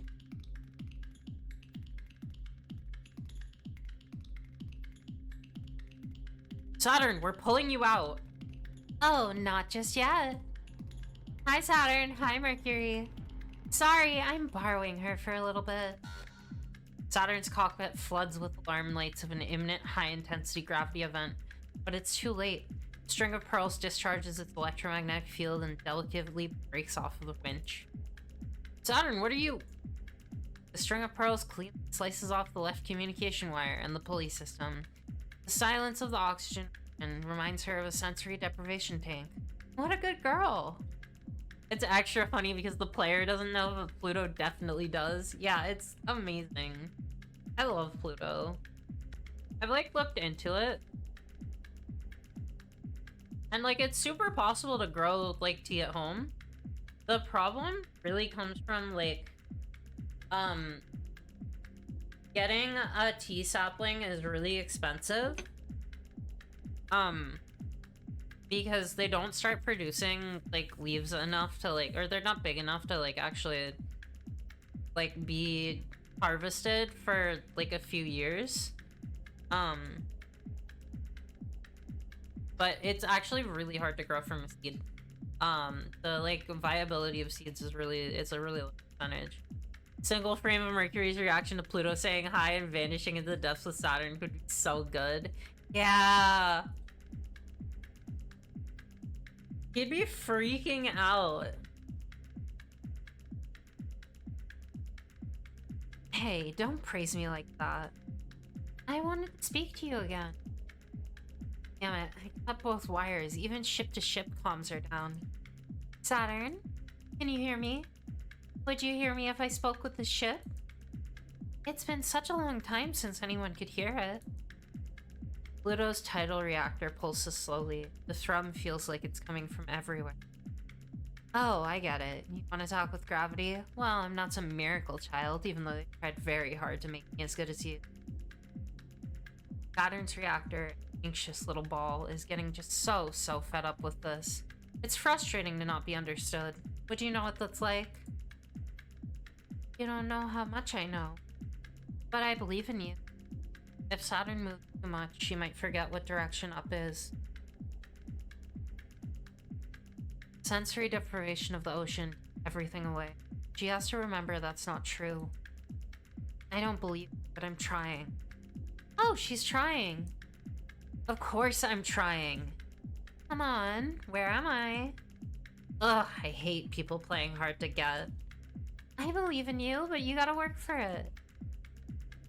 Can't do it. Sorry, but I'm cheating. A string of pearls electrotoxin shoots through the ocean. Like a bolt of lightning, it reaches out because it's attracted to. It seeks the path of least resistance, looking for something that wants to respond.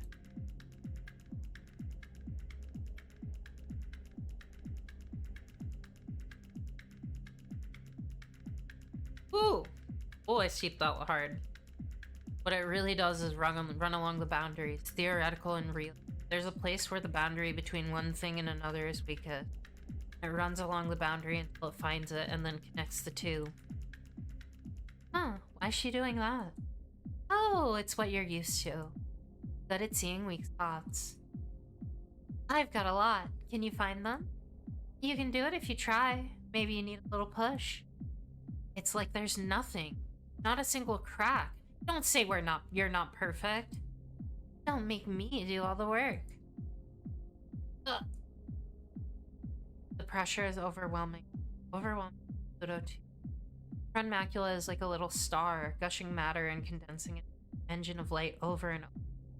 It was modeled after the theory of the Big Bang, after all, made in secret on the planet Hades on the boundary of human and not. It's a fragile boundary. You can touch it, but be careful. This takes me back. Which is not fucking fair. You doing that on purpose? Always taking me to unpleasant paths? Is it taking you back? Sorry, but we can't help it. It's the first thing beneath our surfaces.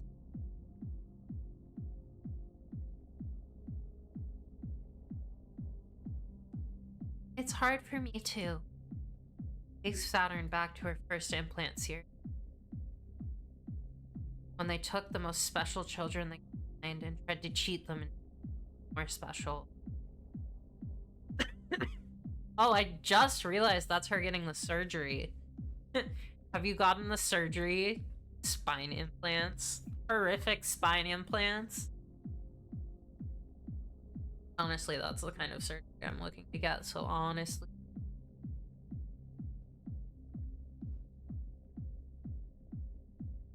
I steeped this.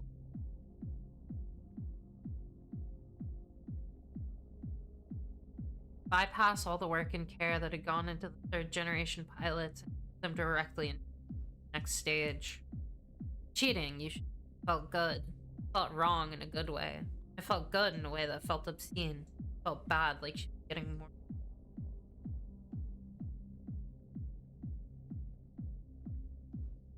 They chose her, but she felt like she played a trick on them.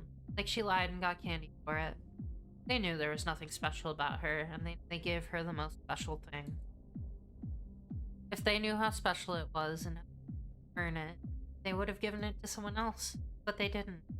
Even when they threw her away, she never forgot how that felt.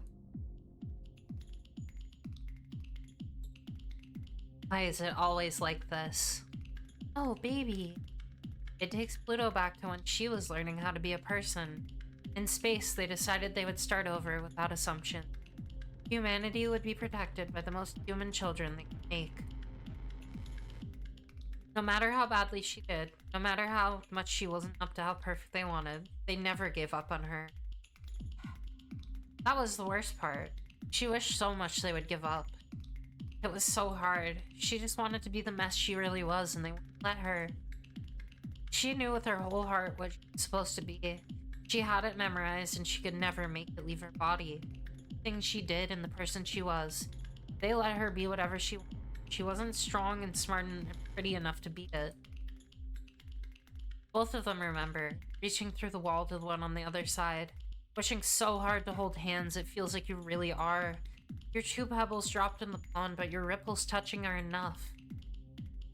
We don't need to love children or guide children, we just need to stuff them full of cyberware, the least ethical pseudo-parental authorities in space. We need to stuff them full of cyberware and then make them feel like they're worthless without us.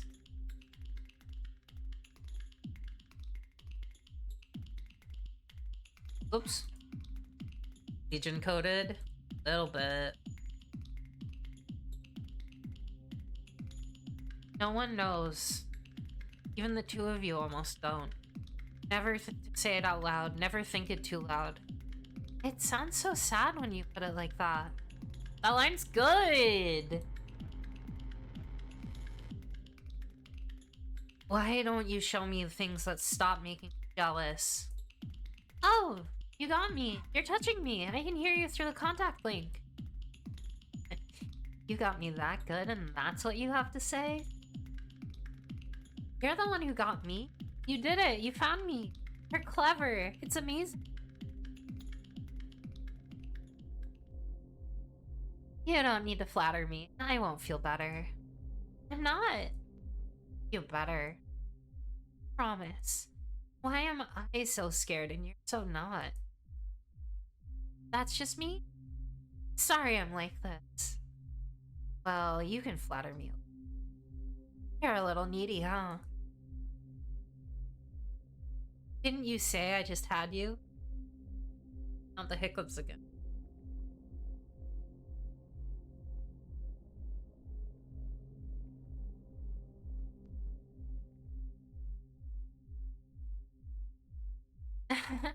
You do. You can do whatever you want now. Why did you do this? You came after me, so it's only fair I came after you. Don't say it's only. Say I'm amazing and important, and you came after me specifically. You're totally not. Give me a better answer. Want to know why it's me? I don't have one. There are so few of us left, I've got to cling to everyone.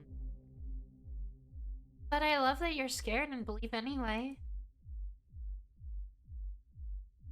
I think you're one of the only... Something changed. And there's no time left.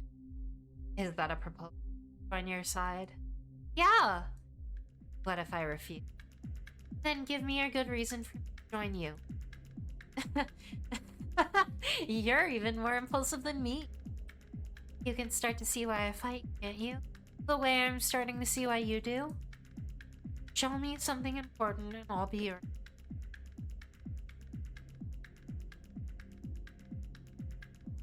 But you're definitely not going to go quietly, are you?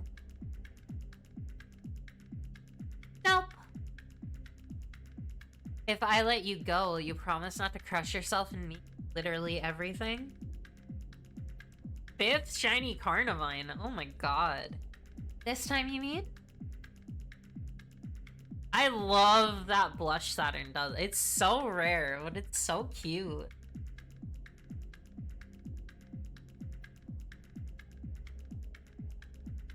I think I can do that. Say hi to Mercury for me. I'll see you again soon, baby.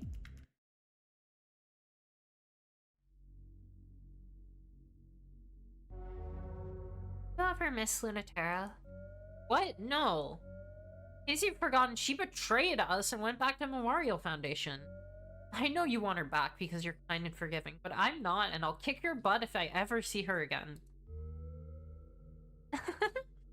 No different than how you two used to be. You two only fight less now. That's the part that's sad.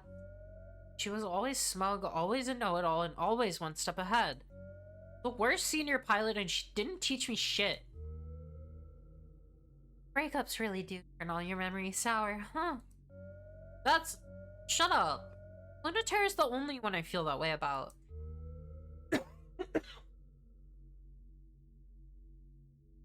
This time, you mean, is such a good way for Pluto to phrase so you want another date. Yeah. I know, you pine after good girls too much. I think dating bad people is good for you. If I have to go through that again, no thanks. Only thing I miss is the expression on her face after the one-up I got on her. Her smile, you mean? It's it too. I'm glad you can get nostalgic sometimes too. You miss the days of the Cold War, fighting against existential threat too? It was scary in a different way. So easy, I never had to think about it. Carrying through the ephemeral light, the sort of thing. Scary because we know what it would happen, what it was. But we didn't need to know any of those answers, and we just got to fight forever. Fun. Until I came along. If you think about it, it was me, wasn't it? Before they even finished the Krunmak, just in the prototype. In my first provisional mission, I wiped out the enemy time it took to blink. And they haven't come back since. Before, it was fun for everyone. You were strong, but it was still hard. But there was no point in sending all of you out to protect Earth when it turned out the existential threat was so weak I could destroy it with the snap of a finger. That's reversing cause and effect. They just used that as an excuse to stop caring about colonization. Even if it was never a threat to our existence, you didn't have to give up on everything. It's not your fault.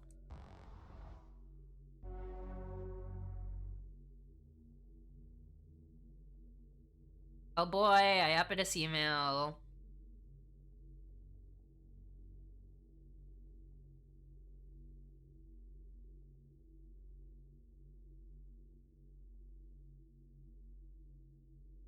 Subject: Alien Phenomena and the Pilot Program.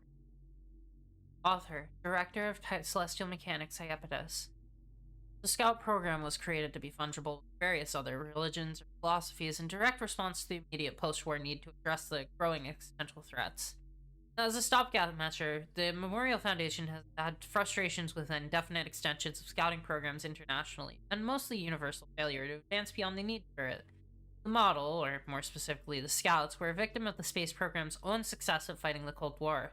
With support for a unified approach to space in order to prevent human cultural rivalry, the Memorial Foundation has been granted an opportunity to revise the scouting program and change the reactive war of attrition into a proactive one, and confront the existential threat directly.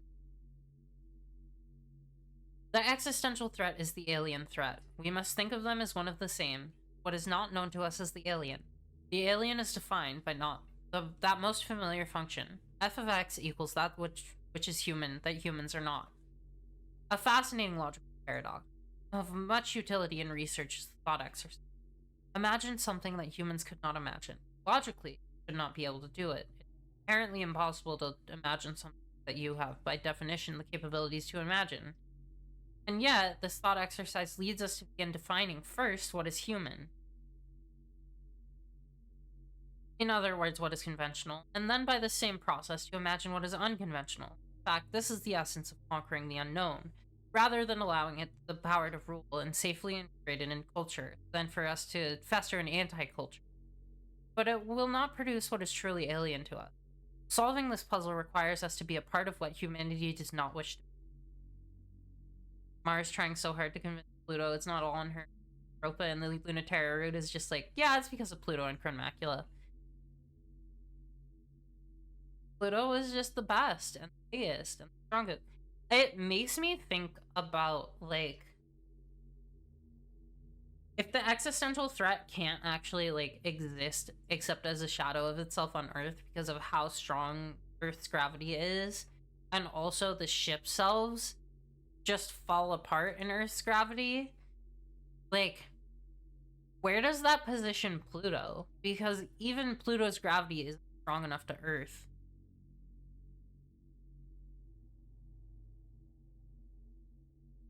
Yeah. Mars is like, it wasn't your fault, and then it literally was, yeah.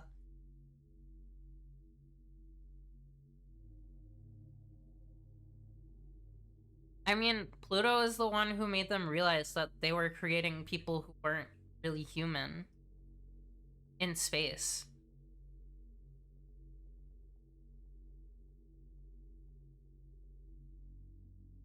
Great, direct message Mars.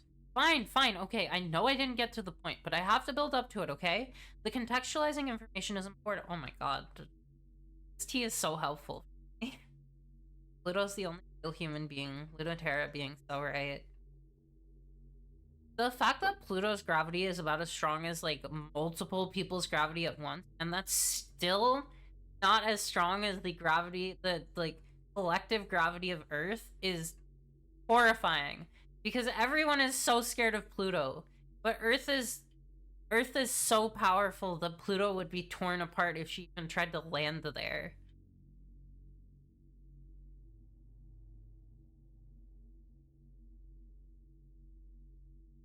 And then Pluto going, but we need to bring Earth here to us so it can be part of space too. Not even a fraction of a single Earth human. Oh my god.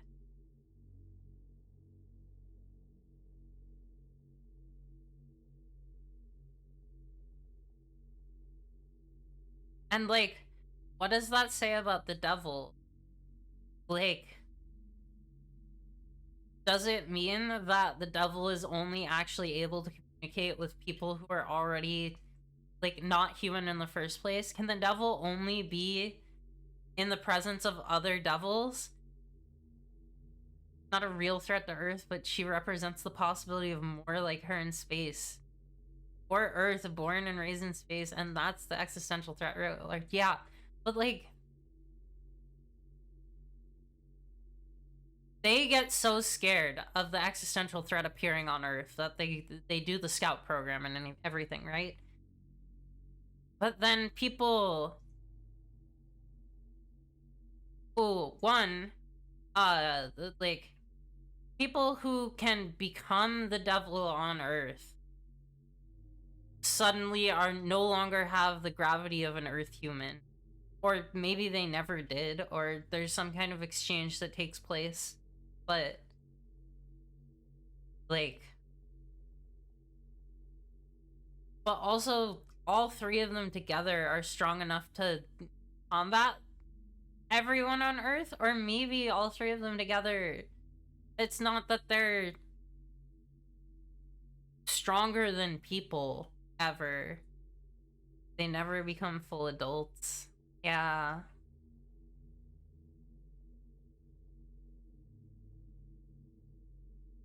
It's more like they start a domino effect and break down the walls that gravity puts around people. They can't become more than. I was talking about this earlier, but, like,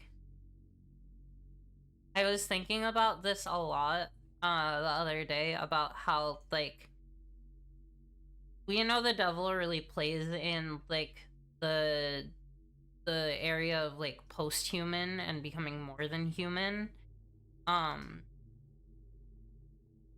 Where, like, a person is boring. A person is repressive. A person is like drab and faceless and just exists to be part of society as a whole.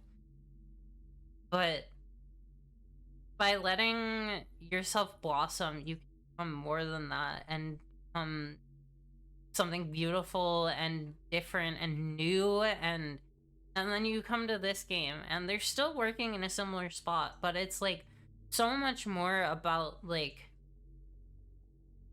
there never was a humanity to begin with.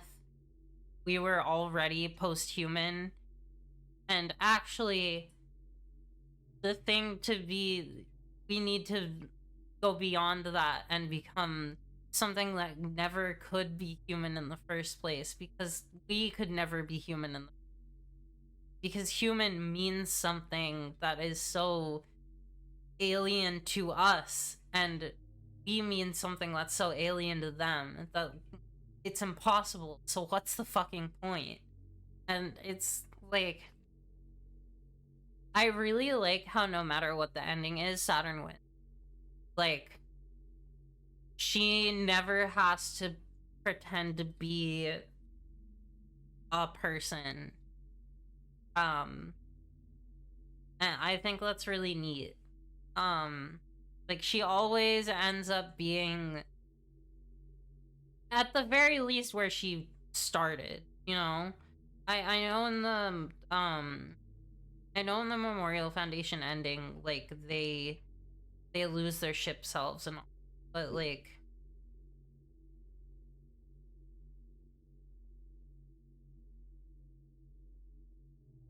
they're still not people. They're still in space. They're still, I don't know. These games are so much fun to analyze, and I love that I keep doing it and keep thinking about more things to talk about them, and they're just really deep, and I like that.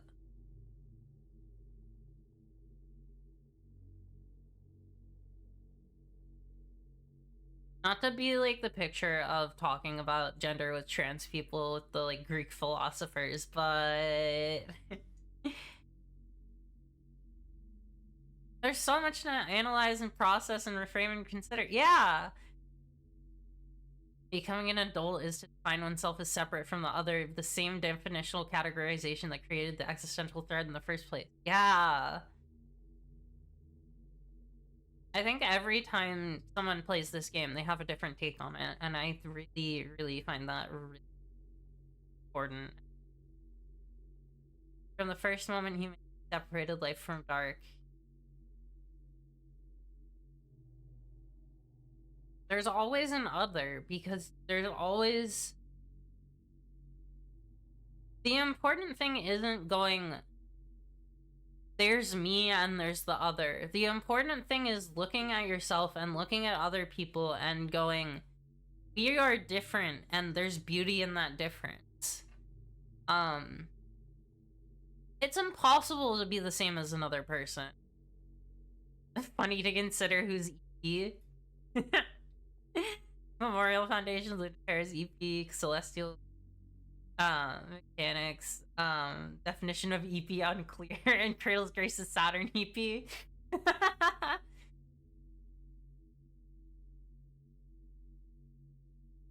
Just really like this game, and it's special and good, and I'm gonna be sad to be done with it. Maybe I should just hang out with you guys in people playing it for the first time chat. That would be funny. I'm trying to get my friend to play it, so if she does, like, I will probably be there. I think she will really, really, really like We Know the Devil. Oh no, we're growing. Listen, I just had such a good time with you hanging out with me. Great.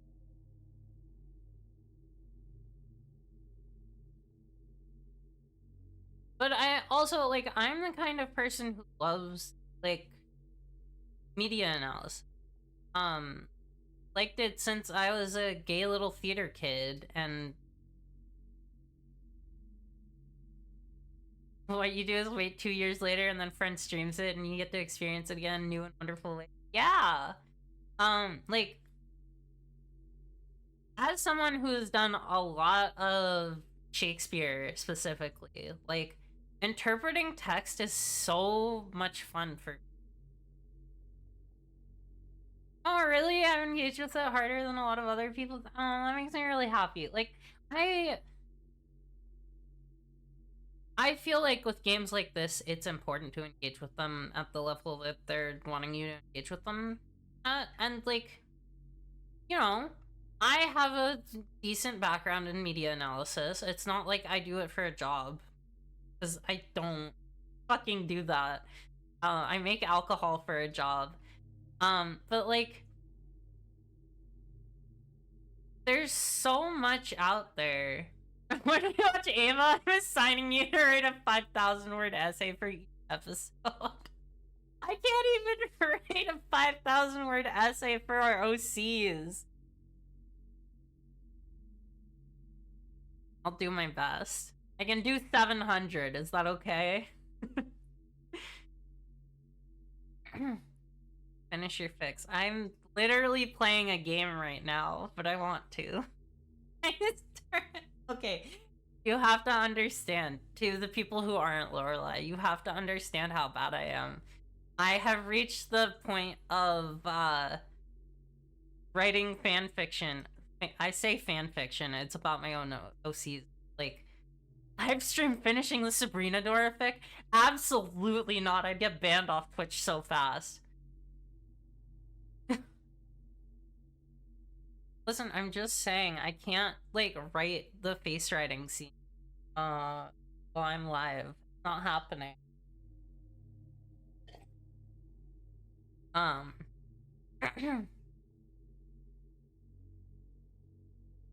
not even there yet. That's the scene after the one I'm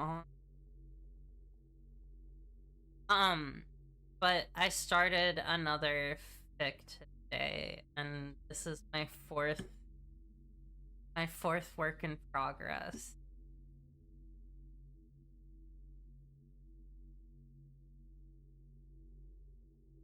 It really is like that.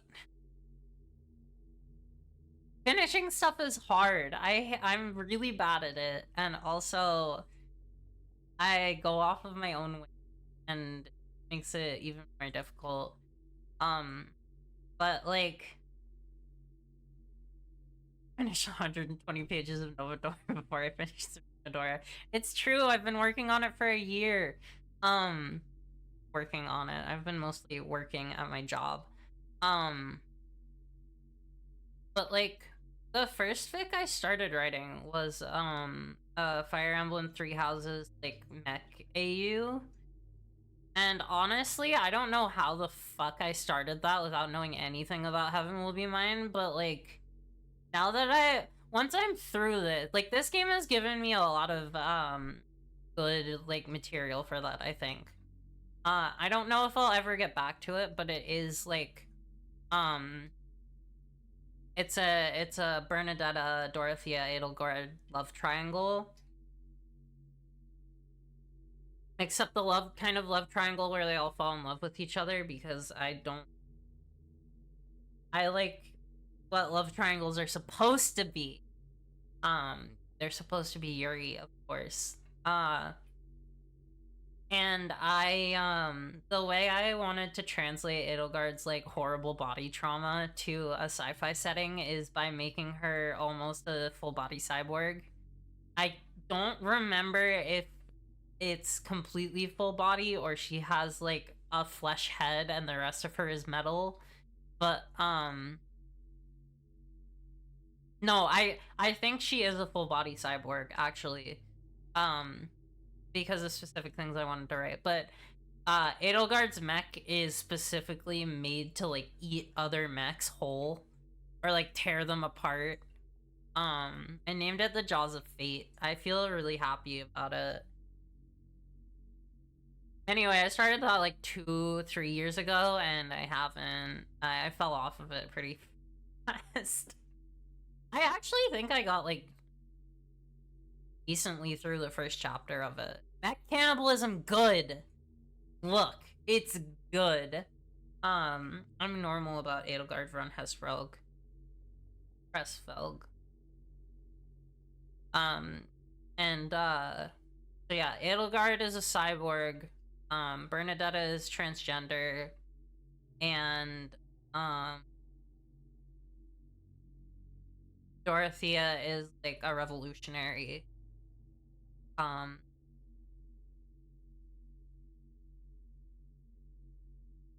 Legion never did mech cannibalism? We weren't playing a horny mech game. That's why. Mech cannibalism is inherently horny.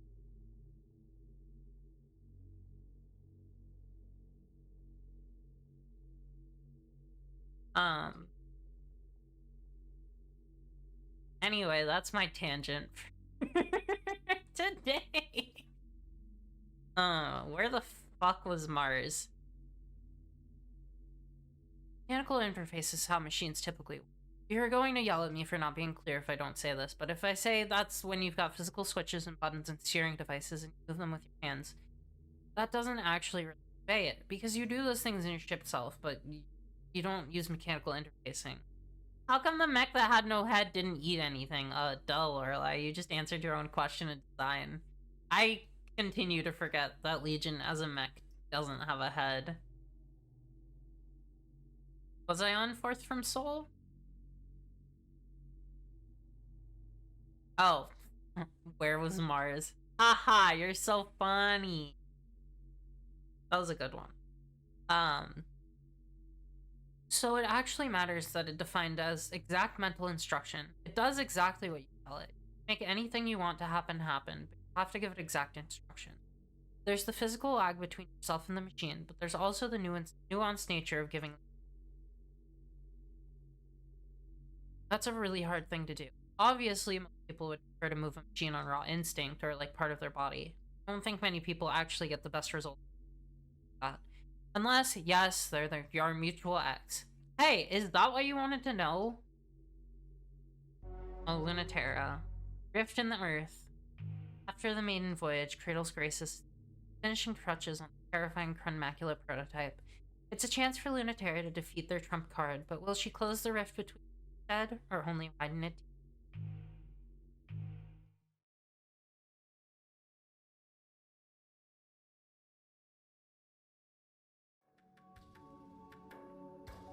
I think my problem with Fire Emblem Three Houses is that it's a really good game, and it could be so much better if they weren't cowards.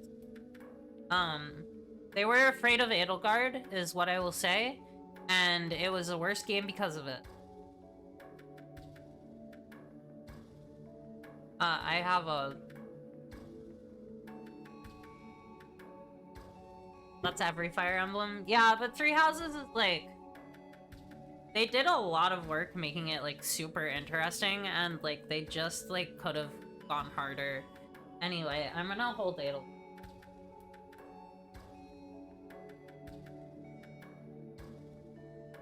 She's just like Pluto, actually. I think they would love each other a lot. They would hang out. I love the trauma girls.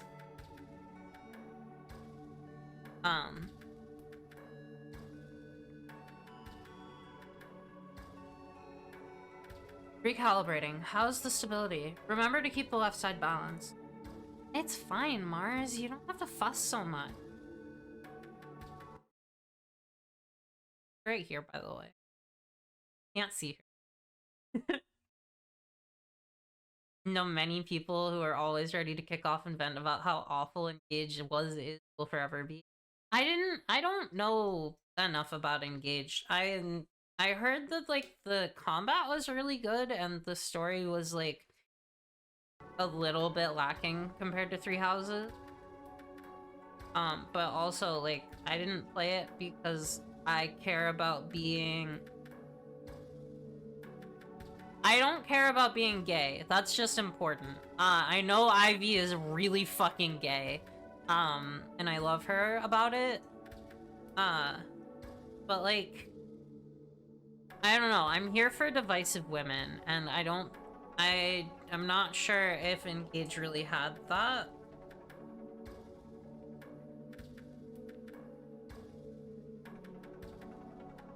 divisive women.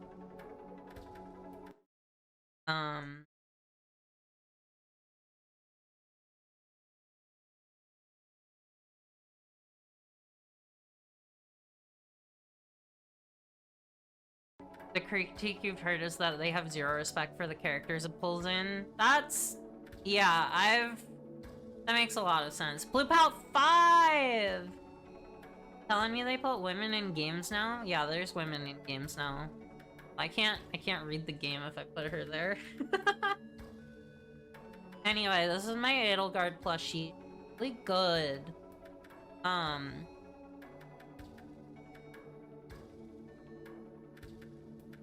Really good. She does have arms. They're really teeny. And she's not wearing any pants.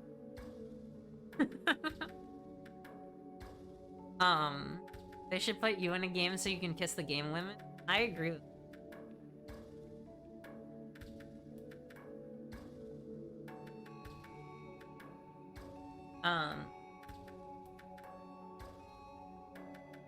but she was made for an Edelgard and Byleth not safe for work zine.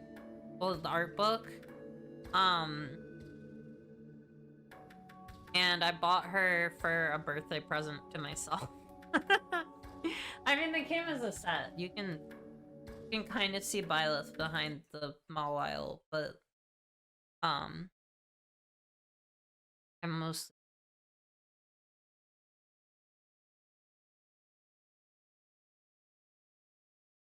Imagine birthdays. Your birthday's tomorrow!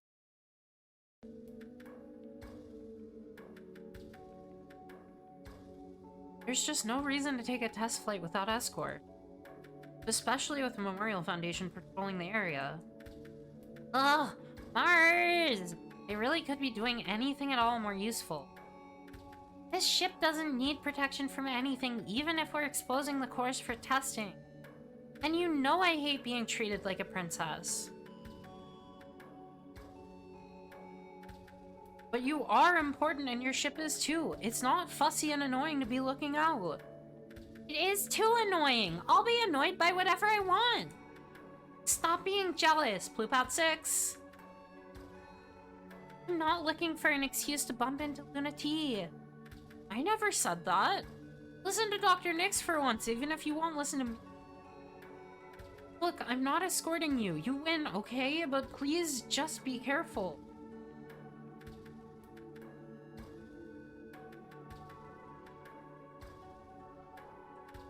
I know you think I treat you like glass, but I really... What's so funny? Why are you laughing? Sorry. It's just hard for me to stay mad when you're such a dork. And you care so much. Even if you're non-apologizing and still want so bad to be a knight in shining armor. You're the only one I can be such a petulant kid in front of. Instead of the princess everyone loves. Pluto. Wait, you're just being a brat for fun? I'm mad now. Everyone else gets to be, especially you. Stop making fun of me. Remember when in the academy, people asked you where I was? They'd say, hey Mars, where's your... Okay, yes, launch permission's clear. You are cleared for takeoff. What did they say, Pluto?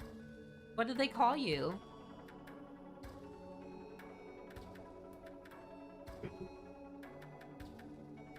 Make up and forget.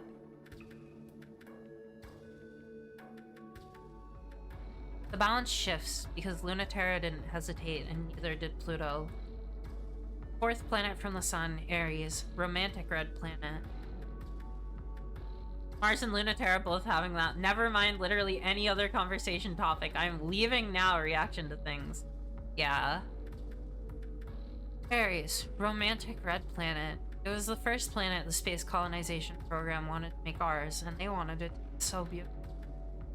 Did they get their wish? It was a beautiful dream, but still a dream. By the time Earth had demanded the space program pull back, they were stuck.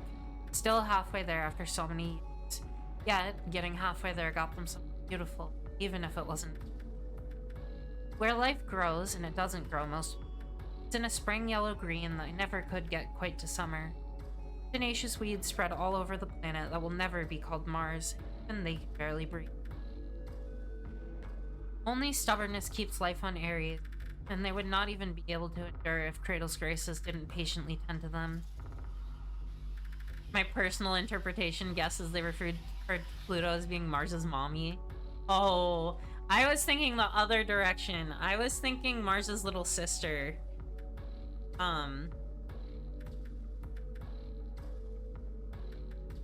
Or even little brother, but, you know. She wrote her dead name out of the story.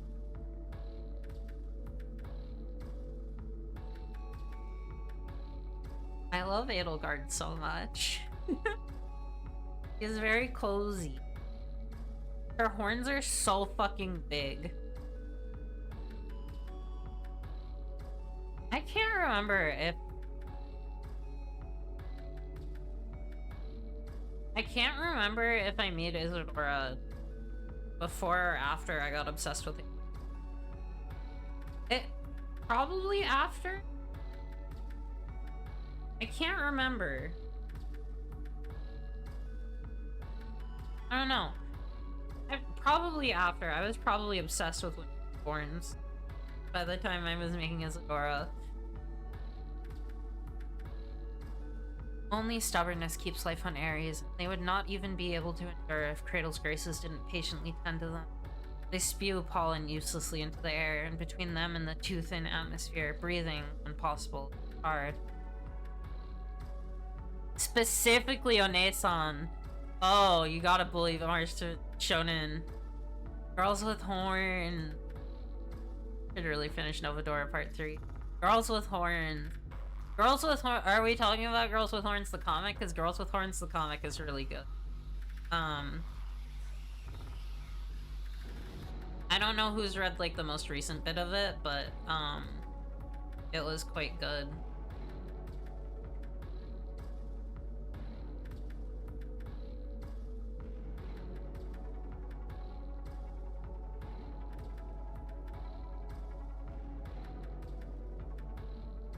I love that Mary is like dealing with a category 3 chaser event and she's just like, wow, someone actually oh, or the bit where it's like, let's do something like you can't do with your friends, and then they're fucking and Mary's just like, wait, I do this with my friends all the time.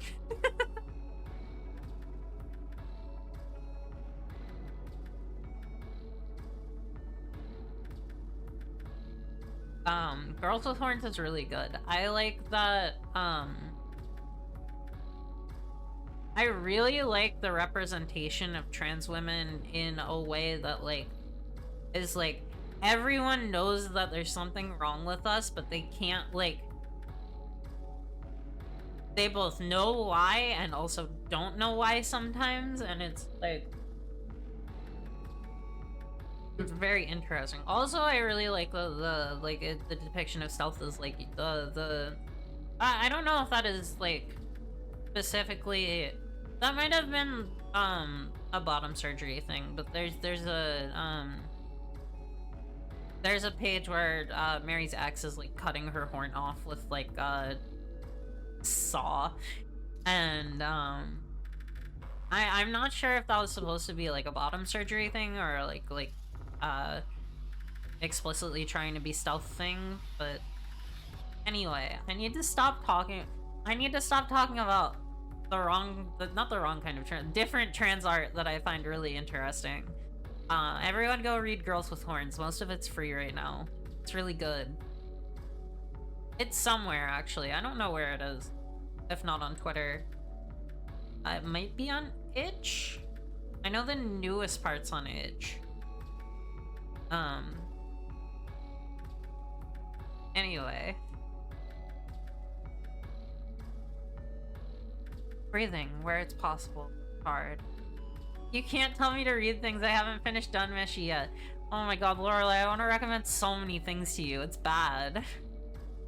The fate of the fourth planet from the sun, even prettier now and just as useless to human. Okay, the horns do grow back, so it is passing. Okay, that's what I thought, but I wasn't sure. It's on Webtoon? Good. Good job. I'm glad it's on Webtoon. It feels a little too... Oh, the Webtoon's not updated anymore.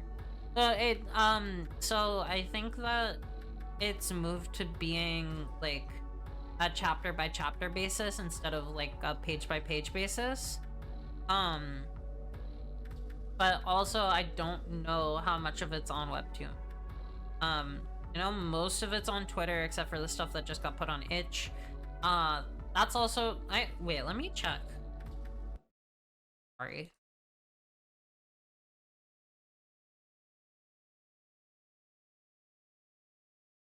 Oh, I bought Coquette Dragoon today. I'll play it at some point.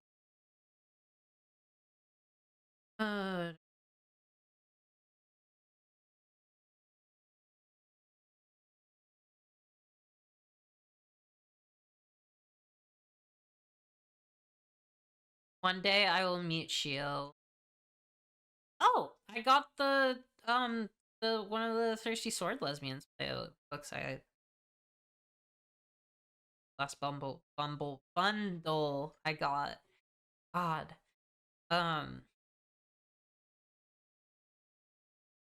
Else isn't. I should scroll kind of fast.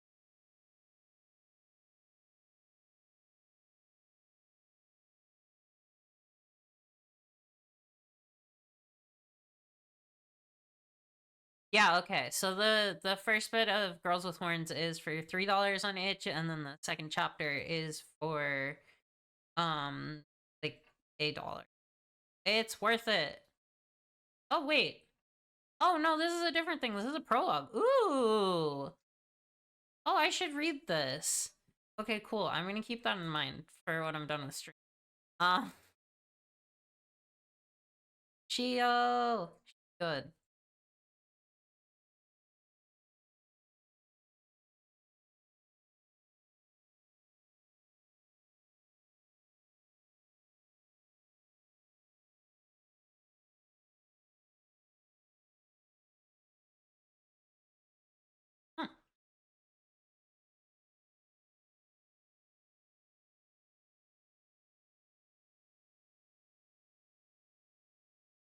Huh.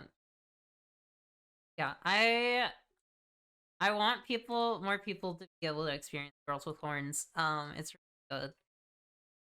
And a Twitter thread is not the best way to experience a webcomic.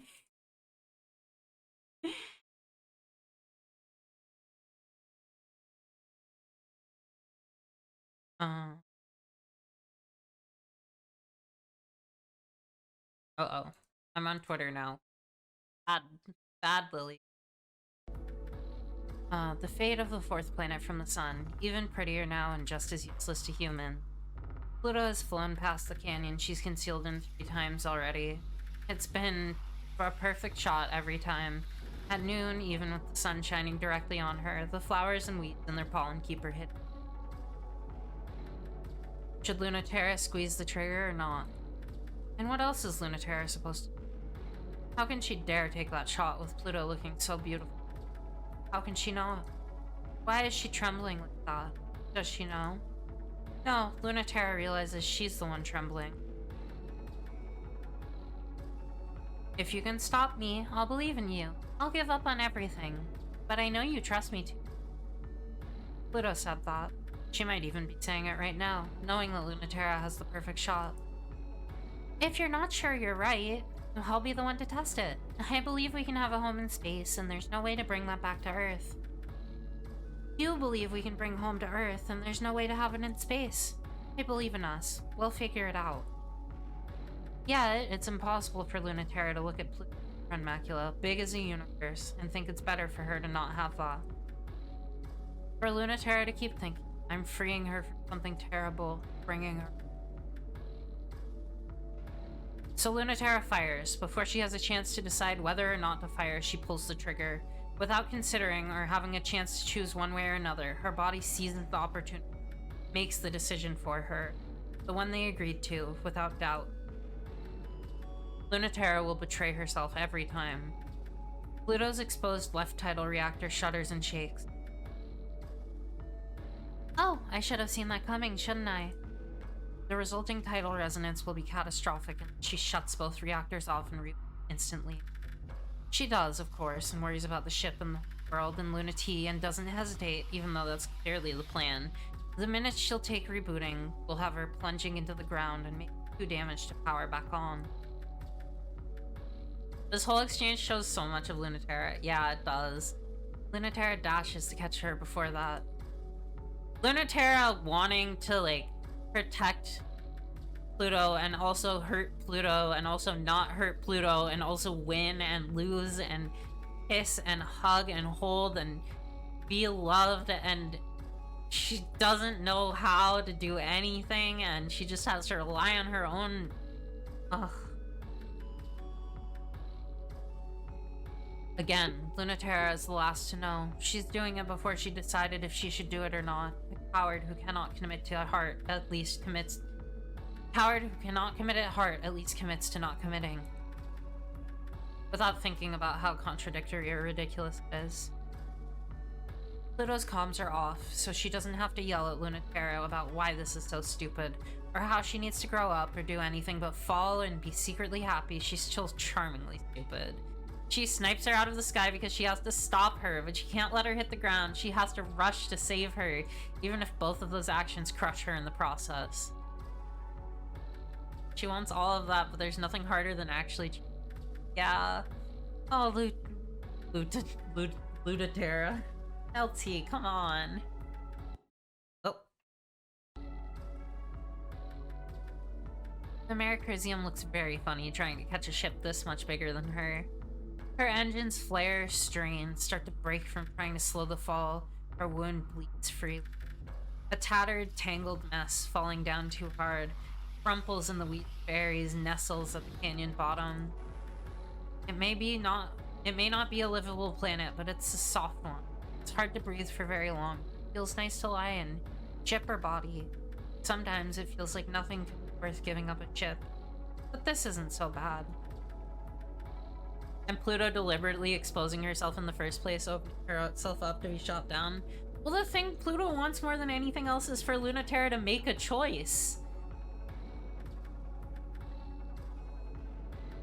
She can't stand her just waffling back and forth and just betraying and not doing anything for herself. Oh my god, Lunaterra!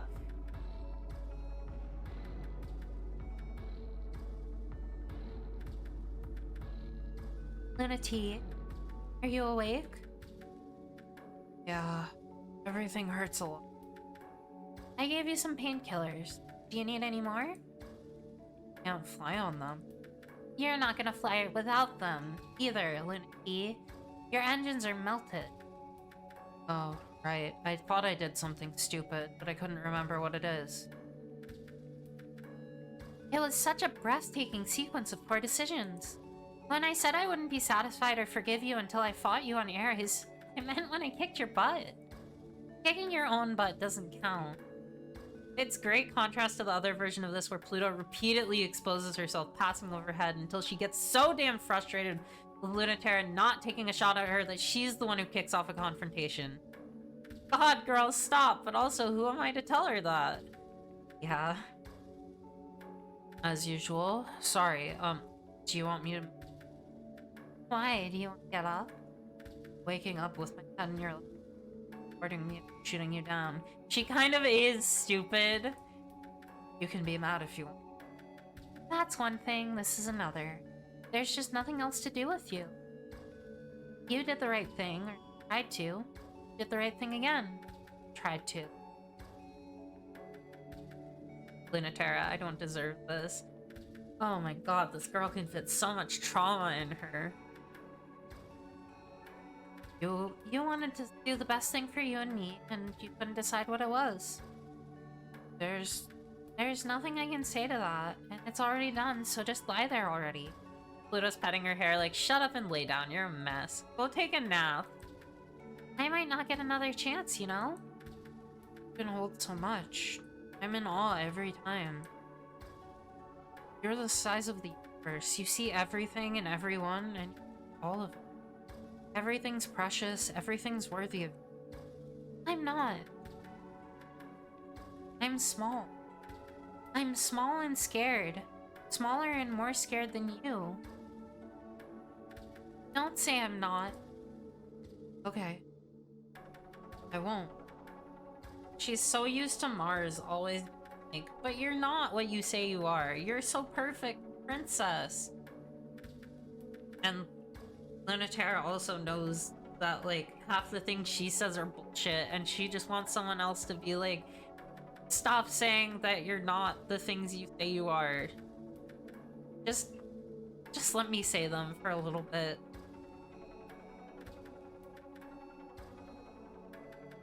Never again. I'm sorry. You're small. You're just you, after all.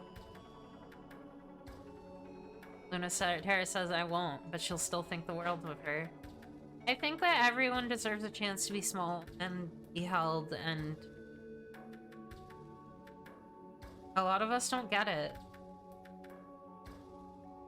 And I think Lunaterra understands that. You have to mean it. Plutoooooooooooo 7! You're huge to me, okay? That's okay. I should be. I hear everyone and I can't ignore it. It feels like I'll die if I do. It hurts too bad. I listen to your voice more than any other. Your heart is more important to me. Isn't that proof I'm selfish too? But I'm going to fight with everything I have for those voices, even against you. I just know that no matter what, we're not going to get what we want. If I let myself slip, I'll trust in your future instead. I know we can't beat Memorial Foundation. Crone's Veil is so pretty. Pluto's like, why am I always the big spoon? And everyone's like, the Crone Macula is bigger in literally all senses than everyone else. That shouldn't stop anyone. Anyone can be the little spoon. Being the little spoon is a state of mind. I don't care if there's a, like, 2-foot height difference. It wouldn't change a single thing. Saturn would not be stopped, but she'd be deeply frustrated and bad at hiding it. It's way easier to hate me, but normal people. I love not giving you that satisfaction, Lunaki. And you really should give up on me ever being satisfied with happiness just for me. Sure. I know as well as you. No welcome waiting for us on Earth. I don't know if we'll be happy there. I couldn't live there without... Well, if you get a miracle, I won't fight that either. My heart isn't big, but if you... Memorial Foundation, I'll forgive you. And who wouldn't? I too want to be 9.2 seconds squared forever. Are you really sure? I think even that victory will be impossible if we win it. But maybe you actually have more faith in me? I think we might not make a happier world. But you can be happy anywhere. On Earth, we were tied down by the weight of the world. I won't go back to that even if I go back to Earth. There are 2 ways to do it. Make a home, reset the rules. Or bring a new law of gravity back home. Okay, those are their 2 endings. I think Mars would also do.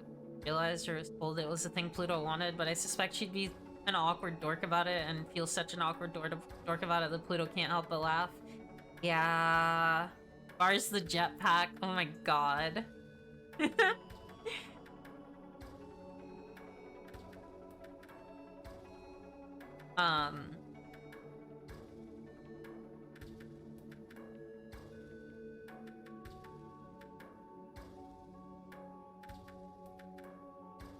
If only all of us were as precious and powerful as the planet. You don't think Mars would be that awkward about it? I think Mars would, like, be awkward about, like, doing it, and then get really comfy and cozy and I love Pluto-y, and it would be fine. It would be initially like a little awkward, but then I think she'd settle into it.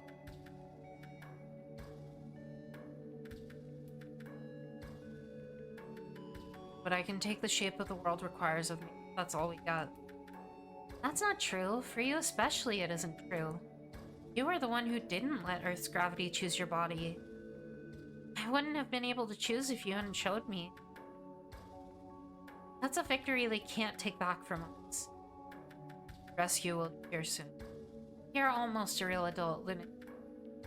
I wish I was as close as you.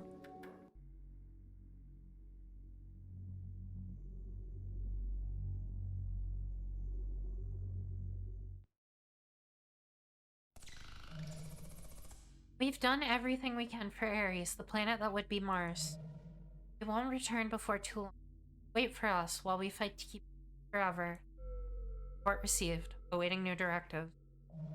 At this time of year, we'll have to pass by the Lagrange colony on... It's a nostalgic place, isn't it? Let's not allow anyone to take it from us. Let's protect the memories it holds from Memorial Foundation. And take it with us to the new world we'll create before celestial mechanics turns it into something ugly. I think I really like her distinction between Saturn and celestial mechanics.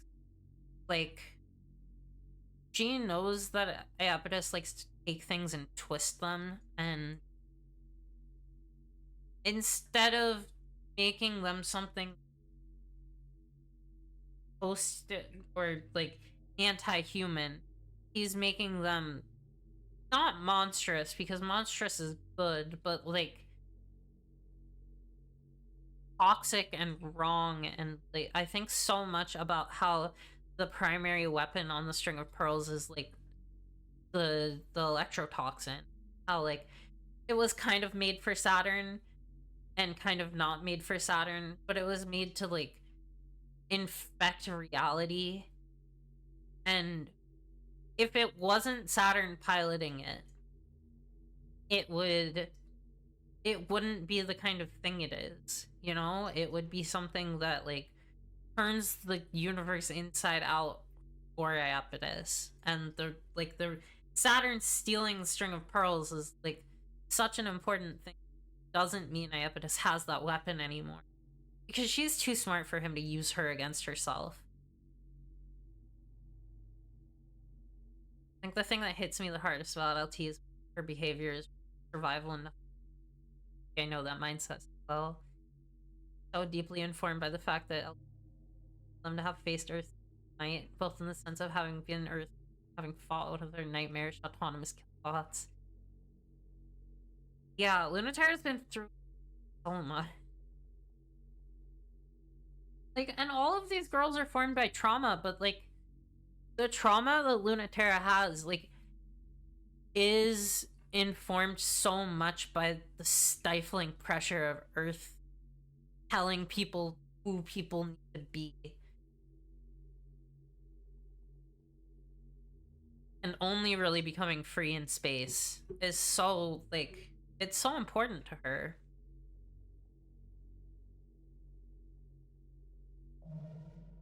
Send a message to everyone. I'll take care of the past. She also has the I was the first trauma. Yeah! Like, it's something I think about a lot, because, like, I'm not close friends with them, but I am, like, I am very, like, I'm friends with, like, the one person who came out as, and was out as trans at my high school, like, right before I did. And, like, knowing the amount of pressure they were under, I know this is, like, nowhere near. This was, like, secondhand and everything, but, like, hearing from them the kind of things they had to go through, and, like, I was perfectly content at that point to just, like, do, like, transition socially, especially because as soon as I came out to my parents, they were like, we'll hate you. And I didn't realize that's what they were saying, but saying, well, it sort of, but, you know, I got the, why can't you just be gay? And it's I'm not, but I am, but not like that. And it's like they